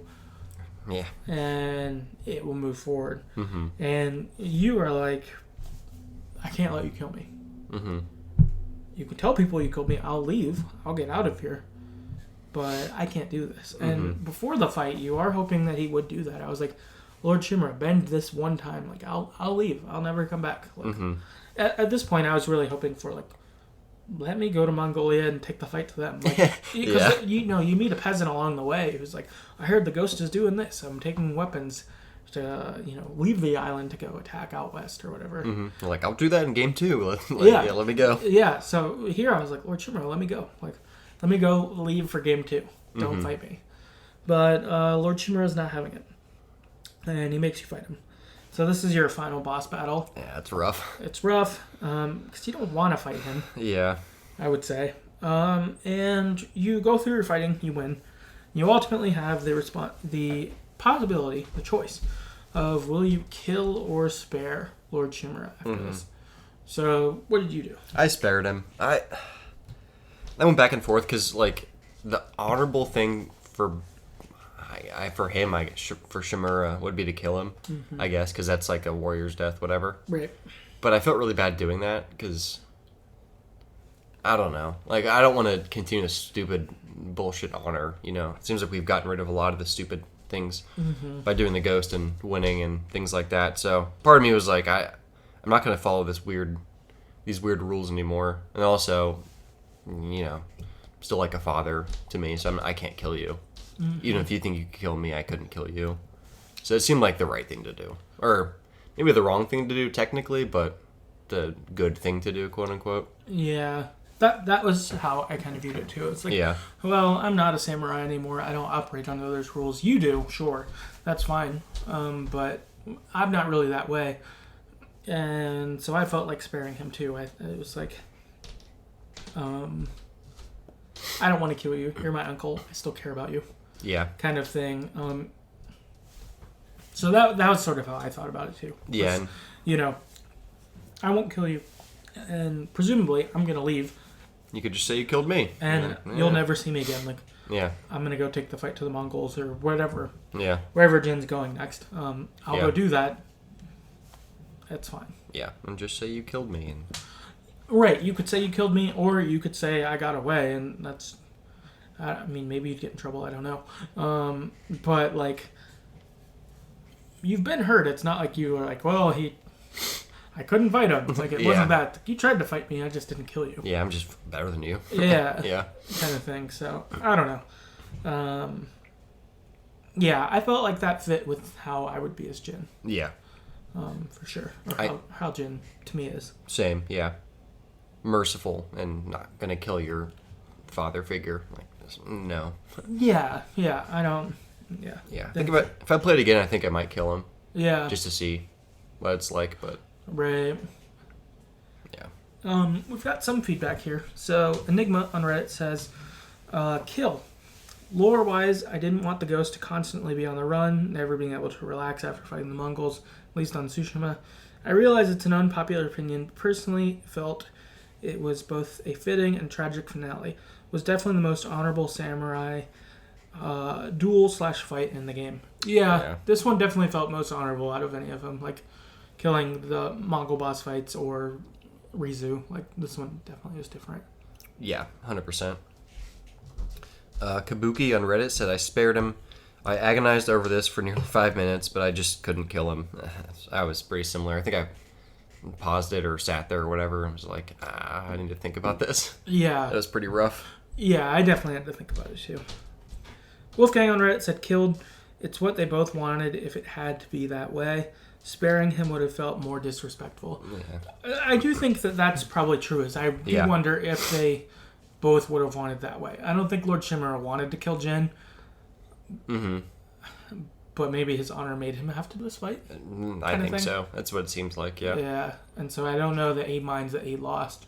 And so if killing him was what had to come from it. Like I think Lord Shimura probably counted that cost. Yeah, probably. Dragon on Reddit said, I chose to kill in the end. Not because I wanted to, but not because I wanted to, but to not kill him would have hurt him way more. Plus, he should get to choose how he dies, and if it's by the player's hand, then so be it. So, similar, like disrespectful. Yeah. Seems like he was going in there knowing I could die here, and that's fine. Mm-hmm. Poe on Reddit said, I spared him because the people of Tsushima need a leader to help them recover. That's a fair point. Yeah, that is a good point. Is because I didn't get the impression that, Jin's not going to be on Tsushima either way. Yeah, or he's not going to be doing a whole bunch of stuff. Yeah. He's not going to be leading anything. No, yeah. It doesn't. It seems like those bridges have been burned, even if he's done the right thing along the way. Like, I don't think he can be the leader, like the face. Yeah, I mean, especially if the Shogun's still running the whole thing. Like, he's kind of like, no, you're... Yeah, you're an outlaw. Yeah, no way. Yeah. Yeah, Rowden on Reddit said, I spared him. It just feels like what Jin would do. It's the final nail in the coffin as to what kind of person he wants to be. So, I mean, I agree. Like, it's like, I'm done with the honor, quote-unquote honor, samurai honor. I'm going to do what I think is right and best, which probably would be sparing him. Yeah.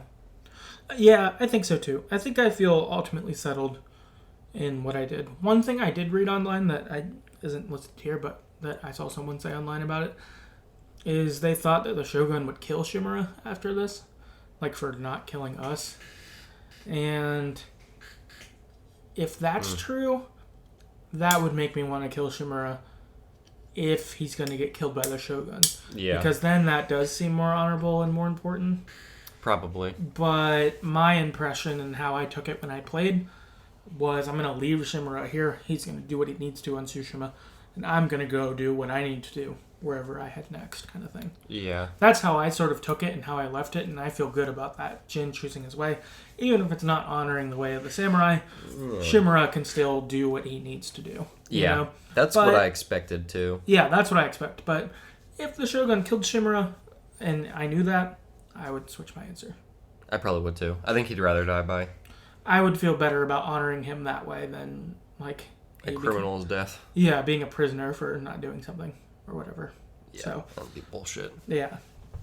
So, that's your last thing that happens. And then you kind of move on to the New Game Plus. You speak to Yuna about liberating the island for New Game Plus, so you can go through and there's still Mongol outposts around on the island, and you can go liberate them if you want. Mm-hmm. And you and Yuna are kind of committed to, we're going to free the island. So that's kind of cool. But that is the game. That is the recap. So from here, we will move on to our general thoughts about the game. My first one I've got is, I thought these side quests were really, really strong. We've mentioned this as we've played, and we talked through them with Masako, Ishikawa, Rizu, Norio. But they're really, really strong. And I think of maybe not all the RPGs, but almost all of them.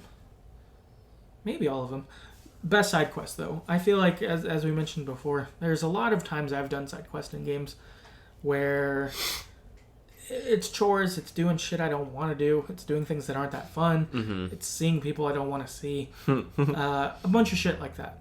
And like it can be reasons why you won't do side quests. This is totally the opposite. Yeah. And instead, these stories were as compelling, I would say, as the main story. These characters were as interesting as the primary characters.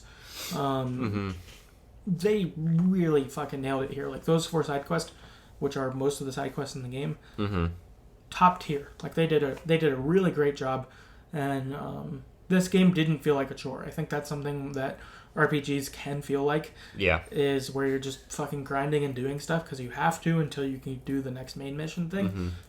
This, not that way at all. And you could play the game without them if you wanted. You could skip them, but you'd just be missing out. But playing them enhances the game even more, in my opinion.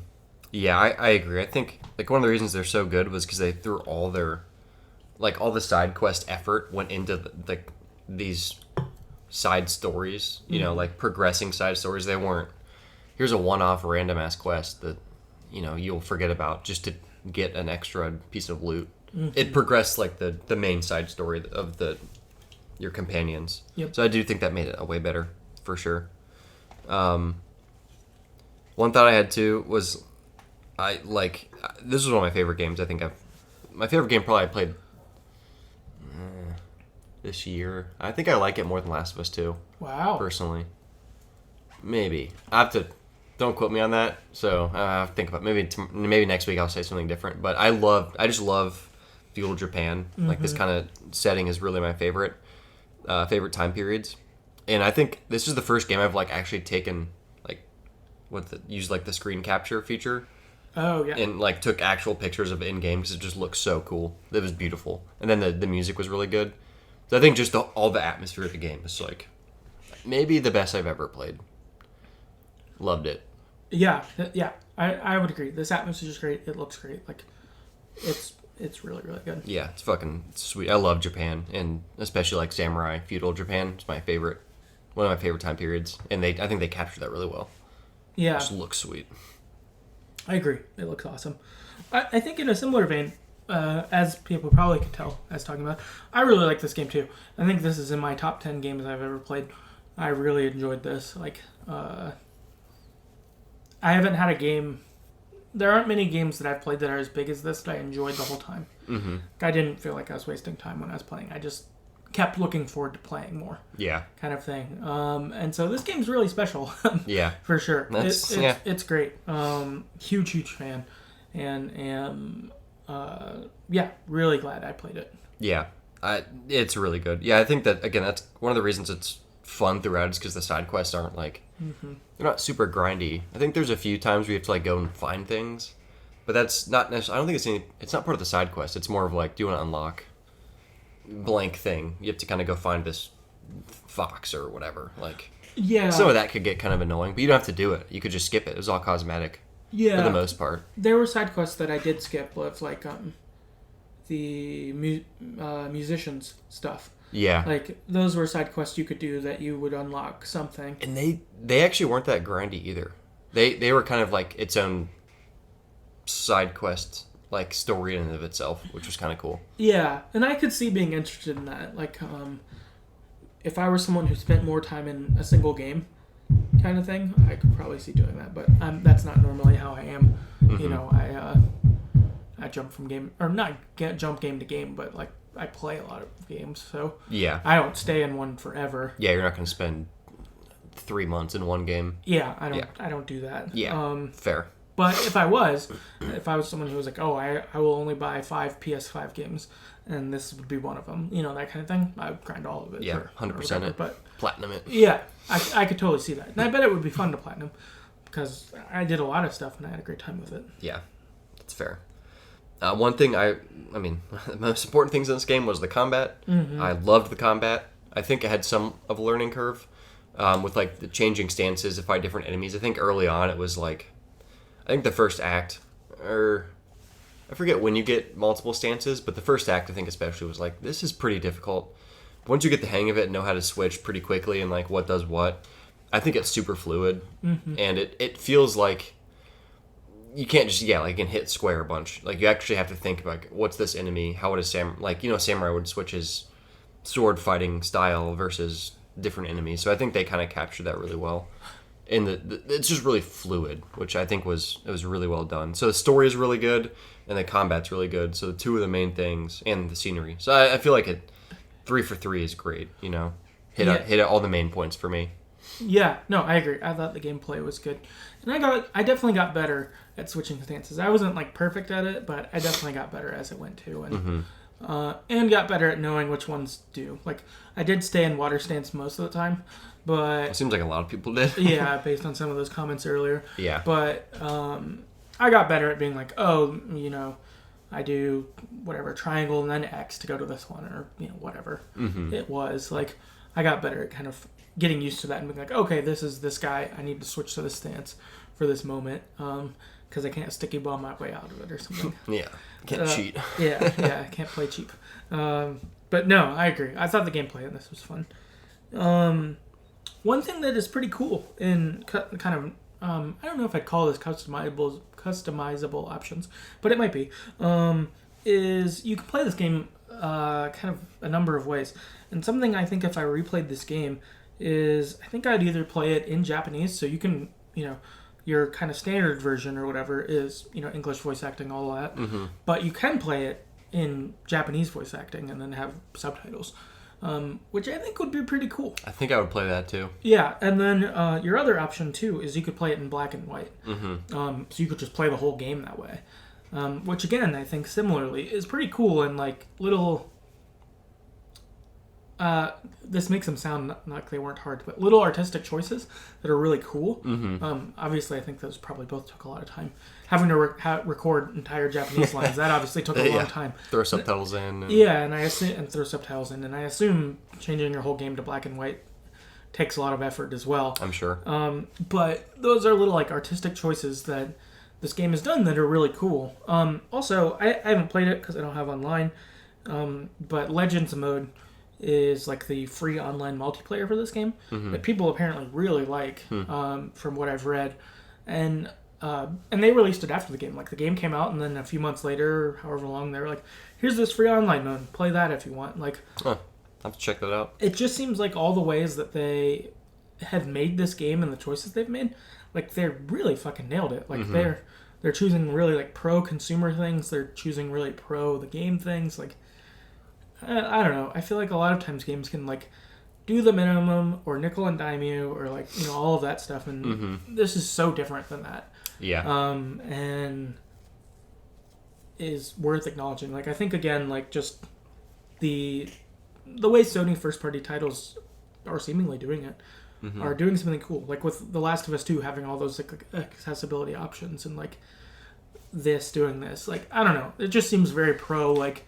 Gamer, which is cool. Like it's nice when that happens. So, really cool. I feel like there's a lot unexplored, despite the fact that I played this game a whole lot.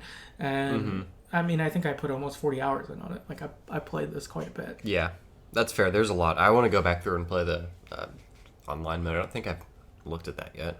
Sounds pretty sweet. Yeah, it sounds cool. I don't know what you do or how it works, but. I saw that and I was like, oh, that's cool. Yeah, I'll scope it. Yeah. Yeah. My last main thing is like, I guess my only main critique too, is I wish that the choices of how you played in game, so like how much ghost do you do, how much samurai do you do, because you can do no ghost except for the main parts where you poison everyone. Or you can do all ghosts. But, like, that stuff doesn't ever matter until it's the main things. So I wish the small choices had more impact on the story. Because the end is the same regardless, which makes sense. Like, I think with a story, in my opinion, this good, it's kind of hard to... I don't see how it would have played out if I would have just done samurai.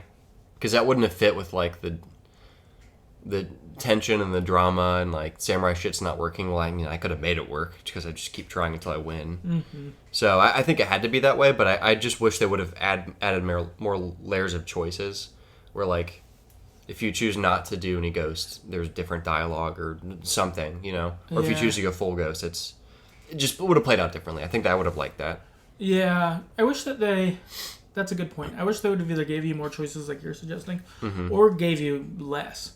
Yeah, fair. Because it felt like you were like blamed for being the way you were, which we did what I would choose, Mm-hmm. but they made it try to act like you had a choice. When instead, Fair. I think that Jin should have, or I think Jin did, but like just being like, I didn't have a choice. This is the only thing I had to do. Yeah. You know, kind of thing, because it was. Yeah. But they made it definitely seem like at times that you had an option. Yeah. And it was like, oh, well, you're becoming bad, like the ghost. And you're like, no, I'm becoming what I gotta be, dude. Like, Yeah. And there's also times where you could literally not use any ghost things and you would still get the same response. Like, you're becoming a ghost. I'm like, actually, I haven't done anything like that. I've literally just gone in and challenged people and they've all come out and I've killed them all. right. Like, you could, it's just, that's why it's like, it's almost, yeah, it almost forces you into that. Right. To be the ghost based on the story, but you don't actually have to play it like that. Right, yeah, you have to be the ghost no matter what. In a couple major points, you have to do ghost things, like Yeah. poisoning everyone. Yeah. But, like, yeah, I wish they didn't make it. I think I would prefer it to not seem like a choice and that he's mad at you for, like, why did you choose to become the ghost? And you're like, because I had to. Yeah, because forced to. Which, I agree. Actually, that'd be a pretty good solution. Like, here, you literally have to stealth kill these enemies or they'll kill the civilians and you lose the mission. Like, that would be... Right, and you do that a few times, but I wish that I don't know if it ruins the mission, though, does it? I never failed it, so I'm not sure. I never failed the early one where Yuna makes you do it. Or tells you to do it. I wonder if it does. Maybe that Because I answers... stealth killed him. Yeah, same. But I was like, yeah, I agree. But Yeah. I think, though, that would have been good to make it a little more clear. Because, like, it did feel a little bit like it was, like, blaming you for a thing you didn't have a choice on. Yeah. Or for, like, you fought Most of the time. more honorably. Yeah. And so you're like, dude, I mostly fight honorable. I know you didn't see all this, but, like, Yeah. I was doing pretty good. Yeah. Versus for me, I was like, yeah, I've been bad. I'm a bad boy. Yeah, I've been bad. You wouldn't like my highlight reel. Yeah. Mine, you liked most of it, but then Yeah. be like, oh, don't look at this part. We'll just fast forward. Could you skip this part? Yeah, watch me kill these 20 dudes honorably. Yeah. Quote unquote honorably. Right. I was talking shit the whole time, but Right. Yeah. So I don't know. Yeah, I think there'd be ways to fix that. Mm-hmm. I have two things. One is there's a DLC coming out. Ikawa Island DLC is coming out, I think, in the fall, which is cool. I guess they are releasing like a Ghost of Tsushima director's cut pretty soon, which I think changes some other things outside of the DLC. But there's actually a whole new island that Jin can go conquer. oh, fuck. Yeah, which is Wow. cool. Yeah. Okay, I'm going to play that. Yeah. Oh, totally. Well, and I good think luck playing it. I think it's something too where it's I don't remember what amount they said, but it was like a legitimate amount of extra content. Like it wasn't like Wow. you get to fight 3 bases or something. Like it seems like it's like good. That's awesome. Well, you can borrow my game again. Yeah. When I'm done with it. Yeah, I won't have to figure that out. I don't know what the move is. Just borrow it. No, I mean I don't know. Do we have to buy the DLC twice? I don't know. No. Because if the DLC's e-copy, I'm not sure. I don't know how that works. We'll figure it do out. some Googling. Unless you know, listeners, and let us know if there's a way to do then that. let us know. Yeah, because also, if you couldn't tell, I borrowed Jordan's copy of Ghost of Tsushima, Yeah. which was great. He traded me Spider-Man for it for a month. Yeah. 2 months. Yeah, so that worked out well. But there's more coming, which I'm super psyched about. And I guess it's like I assume it's sort of their like how Spider-Man did Miles Morales. I think this is the same idea. Okay. I mean, Miles Morales was a full game, or like Uncharted Lost Legacy is a full game. But I think a similar thought of, cool, we can use a lot of the stuff we already made, but make some improvements in it and put it out easier. Because I think Ghost of Tsushima just passed its 1 year, like a few days ago, for release. So it's, that's cool that they could come out with some real content, like, pretty soon after, while also, I assume, working on Ghost of Tsushima 2. Hopefully. Because you'd think that there has to be a second game where you're attacking someone. It's so open. Yeah. Like Jin going to Mongolia to attack, or going to the Japan mainland. and killing the Shogun. Which he wouldn't do, but that'd be sweet. That'd be cool. Yeah, it's like, I'm gonna be the Mongols now. Right. I assume though that it would be more Jin and Yuna probably fucking shit up. Yeah. Which I'm super about. So that's pretty cool. And then last thing I had was the pre-order bonus podcast that we're friends with has an episode on Ghost of Tsushima. So if you're looking for more about this game, definitely check their stuff out. It's good stuff, and they evaluate things in a pretty cool way. So lastly, we are going to do some listener feedback. There's a lot of it. Yeah, I would say some is understating. There's a lot of listener feedback we've got here. A lot of stuff to cover, so which is awesome. So we'll jump into it. So first up, we've got Connor on Twitter says this is a masterpiece, which I agree. I agree. Oh yeah, hard agree. Yeah, we got Cameron on Twitter says this is the best Assassin's Creed game ever made. Okay, so what do you think about this as an Assassin's Creed guy? I haven't played any. So. No, it's not. No? No, it's not. Which is just really funny that he wrote that. Because my understanding is it's kind of Assassin's Creed style. Sort of. Would you agree? I'm trying to even... I haven't played an old Assassin's Creed game in a long time. Is it similar to the new ones then? Kind of. I'd say the story's better. And it's less RPG. Like other Assassin's Creed, like the two newest ones are like Odyssey and Valhalla. They're way more like grindy, get loot and stuff like that, I think. So maybe it's a mixture of that. I just think it's a funny comment. Okay. But it's somewhat similar. Similar. Okay. I'll say that. Next up, we've got Katie on Twitter who said, enjoyed it very much, but I don't think it's an amazing/perfect game like some do. The environment and overall vibe was very unique and gorgeous. It had this quietness and stoicism that fit the subject matter well. I really liked the combat. Could have used some editing, I think. So, yeah, interesting. Yeah, I don't know what kind of editing Katie means by that, but maybe, yeah. Yeah. Natalie on Twitter said, I found it hard to connect with the story. I don't quite know why. Maybe I wasn't keen on Jin. But the combat is ridiculously satisfying. It's just so damn beautiful that nothing else matters. And also those leaves. Yeah, dude, the leaves. Oh, yeah. Like walking through like there was like the forest with the leaves are like red or orange. Like that shit was so sweet. Oh yeah, that looked really great. Yeah. And that there are a couple sceneries where you walked and the leaves were different, right? Yeah, it was great. There was a flower section too, right? That was really nice. Yeah, there's a lot of really cool stuff. Mm-hmm. Yeah, really good. Justin on Twitter said, a beautiful game that I enjoyed quite a lot, but didn't love.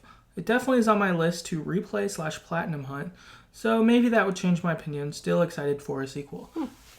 Yeah, that's fair. I feel like, not everyone loves every game, but to also feel like I would replay it or platinum hunt on it, I think that's a good sign. Like, yeah. I'm not a trophy hunter, but if I were, if it weren't games that I knew I really liked, then I'd probably try to hunt on short games that are easy to get platinums on. Mm-hmm. Is what I would think. So this I don't think would be that. So that's probably not. That's a good sign. Yeah. Meagle on Twitter said it was just okay.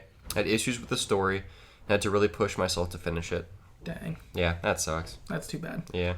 At least you finished it. Yeah, for sure. Daniel on Twitter said, first impression, I think it's generally overhyped. Now, they did add a very good co-op mode. Maybe that's part of the Legends thing is co-op. I think it is, yeah. Okay, that's cool. So I'll give it a 7.5 or 8. The combat is great. The photo mode/duels are fantastic. Jin is all right. All the other characters are decent. The world looks great, but is empty. The side stuff is mostly generic or dumbed down. The story is decent. The NPCs say the same thing way too much. I agree with that. Yeah, that's very true. The music is good, and I like the ending. So I think there's a lot there, and I think some good criticisms and some good positives in that. But one thing that for sure, the generic side characters, like when you rescue random villagers or stuff like that, that did get really samey. Yeah, I agree. I noticed that some along the way, but I really noticed it as I've played some New Game Plus, as I've just been like liberating different towns, and you're like, ooh, this gets pretty samey. Just say nothing. But I don't know if I would have noticed as much if I didn't play as far. Yeah, that's fair. I don't really care that much about that. I mean, I think for a game like this, That's what you get. hey man, well, kind of like you could throw in. I mean, spend an extra. You record another hour of dialogue, and that's that. It wouldn't be that true. crazy. I mean, I don't know what it takes to make a game, but I assume it wouldn't be that crazy. That's true. If you've already gone that far. Yeah, why not throw in 20 more lines? Yeah, that's true. Yeah. Jacob on Twitter said it was surprisingly good with a beautiful atmosphere and awesome gameplay. That kind of sums up my thoughts on it. Definitely. AFC on Twitter said, one of the best experiences I've ever had. Can't wait to dive in again at 60 FPS. Also played the game with Japanese audio. Absolutely breathtaking experience. That's cool. That. Yeah, Hell yeah. I have to try that. Viking on Twitter said, first experience with Sucker Punch, and I loved it. It's a good first experience. Yeah, my first experience as well. That has me wanting to play those Infamous games and stuff like that. I have Second Son if you want to. You do? Nice. I don't know if I have a disc of it, but I can look. Okay. Yeah. Oh, yeah. I feel like I should play those. Like, after playing this, I'm like, I'll play more of your stuff. Like, this is cool. Yeah. Robert on Twitter said, a good game, some great main missions. Felt a bit monotonous at times with side quest, but that might be down to open world fatigue. I appreciate them making a new IP rather than another Infamous so soon after Second Son. I think two things that I think are good in there is new IP. That's huge. I think that's really cool. Just because it's so easy to keep making the same IP. So to make something new is really cool. Yep. And then I do think that's something that probably takes stock with open world fatigue. I think that's something that can happen in any open world game. Yeah. And when it doesn't, that's special. So for me, it didn't happen here, but I understand very much so how it would happen for people. Mm-hmm. And I think I've probably played other games where it happened for me, where it didn't for others, and so on. But yep. I do think that's really real. The bigger you make your game, I think you can get people to. It can be easier to check out. For sure. Bearded on Twitter said, probably my favorite title on PlayStation. Nice. Yeah. Kyle on Twitter said, great game that doesn't really do anything that exciting. Despite that, it's a gorgeous game and a fantastic journey. So that's interesting. That it's really good, but not always being exciting, which I guess I could see that. There's a lot of just travel. Yeah. I think I can see that for sure. Mason on Twitter said, one of my favorites, honestly. Came for the graphics and combat, stayed for the story. 10 out of 10, highly recommended. I agree. Oh, yeah. 2Liter on Reddit, or on Twitter, said, loved it. One of my favorite games last year. Hoping an expansion rumors are true. This was before, I got these comments before the DLC was announced. So they are true. Yeah, they are true. We're good. Enjoy. Yes. Craig on Twitter said, my favorite game of the PS4 generation. Nice. Gabe on Twitter said, best open world game since Horizon Zero Dawn. There you go. There's your thing, your shout out. Agreed. Diogo on Twitter said, structurally it's super elegant, similar to Days Gone or Death Stranding. The way the main story keeps you guided, and side stories branch out and funnel back in, all accompanied by dialogue and context. Combat is terrific, as is the world and presentation. It can get repetitive, but even though it's fun to play. Stealth could be more inventive / dynamic, more Phantom Pain / Last of Us 2 instead of Assassin's Creed. I wish it was more immersive, role-playable. Not every game has to be Red Dead 2, but this one made me wish for more for that depth. That's fair. And that kind of goes to what I was saying, more choices, like affecting outcomes and stuff like that. Yeah, no, that makes sense. TJ on Twitter said, having been fresh off The Last of Us 2, the character graphics and stealth were D+ at best. Oof. Yeah, but once you get on a horse, get used to the combat, and let that grow into playing co-op Legends. Probably 90% of my friends list are strangers from Ghost of Tsushima, A++.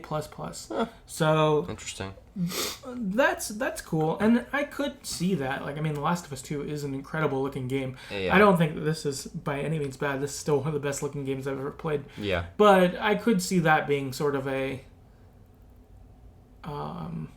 if you're jumping from one to the other, maybe the appreciation's different versus like before I played this. I don't know, Kentucky Route Zero is one of the things we're playing or something like that. So this is so it's a big jump. Yeah. So this is so different, you know. Yeah. Like And not that anything against Kentucky Route Zero. I thought that was cool in its own way Yeah. in itself, but like the jump is more noticeable. Yeah. In a big way versus two things that are similar. Yeah. I mean, I think the character graphics in Last of Us 2 are obviously fucking phenomenal. Better than this game, but I think I liked the environment more in this game than Last of Us 2. I think it looked better. Sure. Yeah. Harry on Twitter said, a game with a very simplistic story. However, despite this, the story is still incredible. Because of the characters truly do carry the story from beginning to end. It's got the most beautiful final boss in gaming, too, in my opinion. That was good. Yep. Enigma on Reddit says, my favorite game of the last 5 years, and I'm sure it'll be living legend in the PlayStation community for many years to come. Legends mode is also a great addition of content. A multiplayer campaign would have been dope, but I'm not complaining, patiently waiting for a sequel and or DLC for either online or campaign. So that DLC has come, and I do think so too. I think if you're going to talk about the best PlayStation 4 games that have come out, like this has to be in the conversation. I think so, yeah. I mean, and which is crazy with how many good games, like The Last of Us 2, Spider-Man, God of War. Like, I mean, they've put out a lot, Uncharted 4, like a lot of good games have come out on that, but this very much so deserves to be in the conversation. And if someone said it was the best one, I wouldn't argue with them. It'd be hard to... Like, yeah. I think Last of Us 2 would be my number one, but that's by no means anything against this. I was huge in The Last of Us 2. Yeah. But, I mean, yeah, incredible. It deserves any conversation it gets. Oh, yeah. Amethyr on Reddit said, Legends mode is awesome. I would play a whole game based around that mode entirely if there was more depth and progression. I really need to check that out. People seem to be talking that up. Agreed. Spider Andy on Reddit says, in general, I had a good time with it. Beautiful game, fun combat. Wish the story captivated me more like Horizon Zero Dawn or Nier Automata. That's fair. Yeah.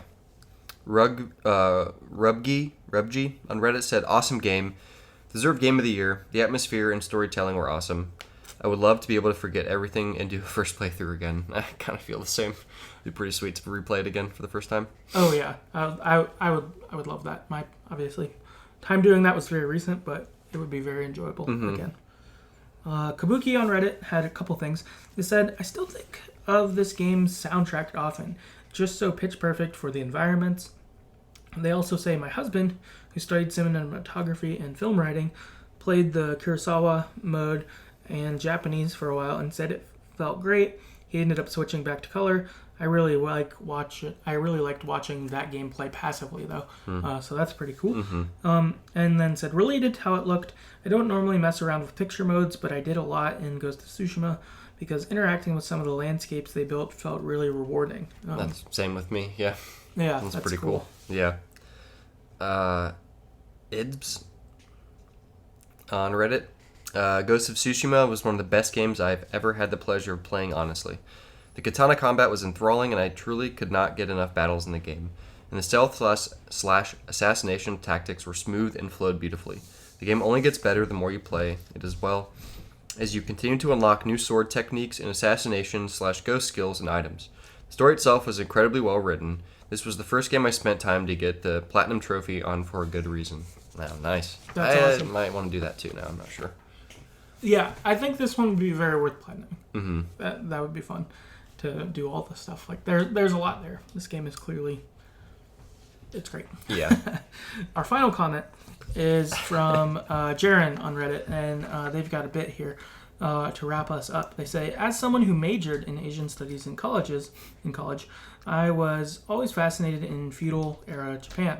For me, Ghost of Tsushima was a way to walk through and experience for myself the very time period I'd spent entire semesters studying.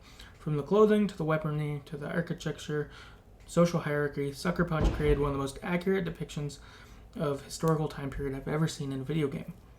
This game was never afraid to slow down and let you experience the gorgeous scenery, the haiku poem writing, fox dens, hot springs, the bamboo slicing, and some of the most enjoyable moments for me personally as I could fully absorb the culture that permeates every fiber of the game. Ghost of Tsushima was filled with interesting characters with their own ideologies, regrets, triumphs, and goals. I find it difficult in choosing one of my favorites, but I'm going to settle for Taka, whose metal forges his sturdy and unyielding. Norio, the warrior monk, pushes through forward despite hardship and loss, and survivor's guilt. Scenery was great, as I've seen in any game. I think this is due to the varied terrain. Every ridge, hill, and mountain would be the next horizon as you reach the crest, as you were another vibrant, beautiful landscape. My jaw dropped after time playing this game. And finally, the swordplay was immensely entertaining. It was so much deeper than any Assassin's Creed Shadow of Mordor clones. Standoff mechanics, duels were standout here, but with varied stances being effective against certain enemy types. Parrying, dodging, throwable items, bows, blow darts, combat never got old. I enjoyed it, 10 out of 10. Would avenge my country again. Hell yeah. Which I love that. I thought that review was great and worth reading all of it. I think that's cool. Just from reading that from Japan, Sam also studied about that history and then kind of the experience. Like, I think there's probably a lot of richness that, like, I know a little bit about feudal Japan, but not that much. Yeah, not enough. That this experience was probably even greater. Like, I enjoyed it, and I would say the same thing, like 10 out of 10, that kind of thing. But just those experiences, I thought that was pretty cool. Yeah, that's a really good review. Makes me want to play it more. Every review is like, I want to, well, all the good reviews at least, I want to go back and play them now.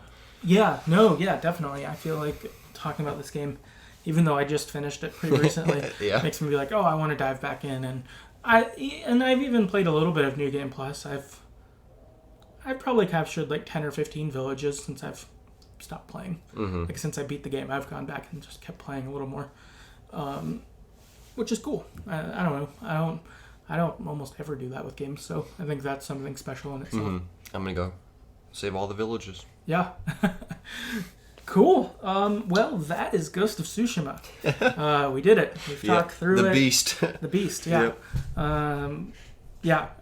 This game was great.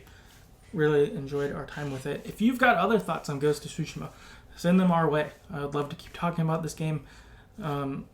Our Twitter is @StoryEverPod, so you can hit us up there. As we mentioned before, our Patreon is patreon.com/TheGreatestStoryEverPlayed. Check that out. Our website's TheGreatestStoryEverPlayed.com. That's got all our episodes, and also we're on wherever you get podcasts. But we've got Last of Us 2, Spider-Man, a lot of those big PlayStation games we do have episodes on, so check those out. And that is our episode, and we'll see you next time. See ya.